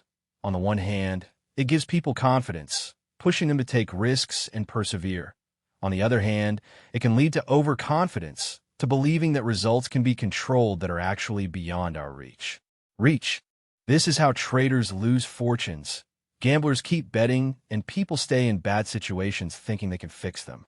So the next time you find yourself grabbing the dice, making a wish, or believing you can control something unpredictable, take a short pause. Believing in control can be motivating, but knowing when to let go is the real power. Superstition. You're about to take an important exam, and just before going out the door, you realize that you do not have your lucky pen. You panic and rummage through the drawers, convinced that without it you will fail. Deep down, you know that the pen does not really affect your knowledge, but you cannot get rid of the feeling that it does. Superstition exerts a strange control over the human mind. We throw salt over our shoulder, avoid passing under ladders, and touch wood, believing that these small rituals can change reality. Logically, it makes no sense. How could it influence your destiny that a black cat crossed your path? But for the brain, patterns matter. When something good or bad happens after a specific action, we relate both, even if they have nothing to do with each other. It is not just a peculiarity of modern life, but is rooted in human behavior for centuries. Ancient warriors carried amulets into battle, believing they would protect them. The athletes of today have rigid routines before the matches, convinced that they improve their performance. Even stock market operators fall into patterns, relying on specific strategies based on past luck instead of logic. The reason superstition thrives is simple. It gives people a sense of control in an unpredictable world. Life is full of uncertainty, and our brain craves order. If wearing a certain shirt or following a ritual makes you feel safer, you may perform better, not by magic, but because belief itself is powerful. However, although superstition can provide comfort, it can also hold us back, make us fear harmless things, prevent us from taking risks, or convince us that luck matters more than effort. So the next time you hesitate before stepping on a crack or worry about Friday the 13th, ask yourself, do you have control, or does superstition control you? Magical thinking. You are watching a basketball game, and your team is losing by 5 points. Desperate, you whisper, if they score on the next play, we will win. We will win. The moment the ball goes into the basket, your heart races. Did you just influence the game? Magical thinking is the belief that our thoughts, words, or small actions can affect the world in ways that defy logic. That's why people make wishes when blowing out birthday candles, avoid saying things out loud for fear they will come true, or believe in lucky objects. Deep down, we know there's no real connection between what is in our mind and what happens in reality. However, our brain loves patterns, and when a coincidence reinforces a belief, we cling to it. Children do it instinctively. They believe that stuffed animals have feelings, that stepping on cracks will break their mother's back, and that their thoughts can make things happen. But even adults don't completely overcome it. If someone gives you a jersey that belonged to a criminal, you suddenly feel it. Stained, even though the fabric itself has not changed. This type of thinking can be harmless, even comforting, as it helps us feel in control in an unpredictable world, but can also lead us to mistakenly believe that thinking positively will make bad news disappear, which can prevent someone from acting. And, in extreme cases, magical thinking fuels conspiracy theories, pseudoscience, and irrational fears. The truth is that reality does not adapt to our thoughts, but the way we think shapes our actions, and our actions shape the world. So perhaps the true magic is not in the rituals we perform, but in the decisions we make based on what we choose to believe. Synchronicity, misinterpretation. You are thinking of an old friend you haven't spoken to in years, and just as you're about to pick up the phone, a notification appears, a message from that person. Your heart skips a beat. What are the odds? It must be a sign, right? Moments like these seem too perfect to be coincidences, leading many to believe that the universe is sending a message. This is the misinterpretation of synchronicity, the tendency to see deep meaning in random events simply because they align in an unusual way. Our brains are programmed to look for patterns. We have developed this ability to detect danger, predict outcomes, and make sense of a chaotic world, but sometimes we overdo it. When two unrelated things happen very close together, we instinctively relate them, even if they are pure coincidence. That is why people think that dreaming of an owl before receiving bad news means that the owl was an omen, or that someone may believe that they have manifested a new job by visualizing it. In reality, coincidences are inevitable in a world with billions of people and in which infinite events occur every second. It is inevitable that strange connections will occur, but our mind does not like to accept randomness. It finds it disturbing, almost empty, so we give it meaning by creating stories where there are none. This is not always bad, as finding meaning in events can be inspiring or motivating, but confusing coincidence with destiny can also be misleading. You could miss an opportunity because you believe a bad omen has warned you or trust in luck. Instead of preparing, perhaps the true magic is not in the event itself, but in how we respond to it. Instead of assuming that the universe is pushing us towards a path, perhaps we should take the moment as a reminder to reflect, act, or simply appreciate the strange beauty of chance. In the early days of the internet, people believed in the cyber-utopian bias that it would usher in a golden age in which information would free us, democracy would flourish, and society would be more egalitarian. No more guardians, no more misinformation or oppression, only pure and unfiltered truth within everyone's reach. That dream was not exactly fulfilled. The cyber-utopian bias is the tendency to believe that technology, particularly the internet, will inherently lead to positive social progress. It is an optimistic illusion that assumes that digital advances automatically solve human problems instead of amplifying them. In reality, technology reflects human nature, with all its flaws. Take social media as an example. At first, it was considered a way to connect people, encourage, and give voice to everyone, and in a way it does, but also fuels misinformation, deepens social divisions, and turns online spaces into battlefields of outrage. Similarly, artificial intelligence was supposed to eliminate biases, but instead it often reflects and reinforces the prejudices already present in society. This bias persists because technological innovation seems like magic. Each new advance promises something revolutionary, a smarter world, a fairer system, a better life, but people forget. that tools are only as good as the hands that wield them. The printing press spread knowledge, but it also spread propaganda. The radio connected the world, but it also amplified war efforts. The internet gave us Wikipedia, but it also gave us deep fakes. Instead of assuming that technology will solve everything, perhaps the real challenge is to ensure that it serves humanity and not the other way around. Blind faith in progress is not progress. It is just another illusion wrapped in code. The future will not be built by technology alone, but by the people who decide how to use it.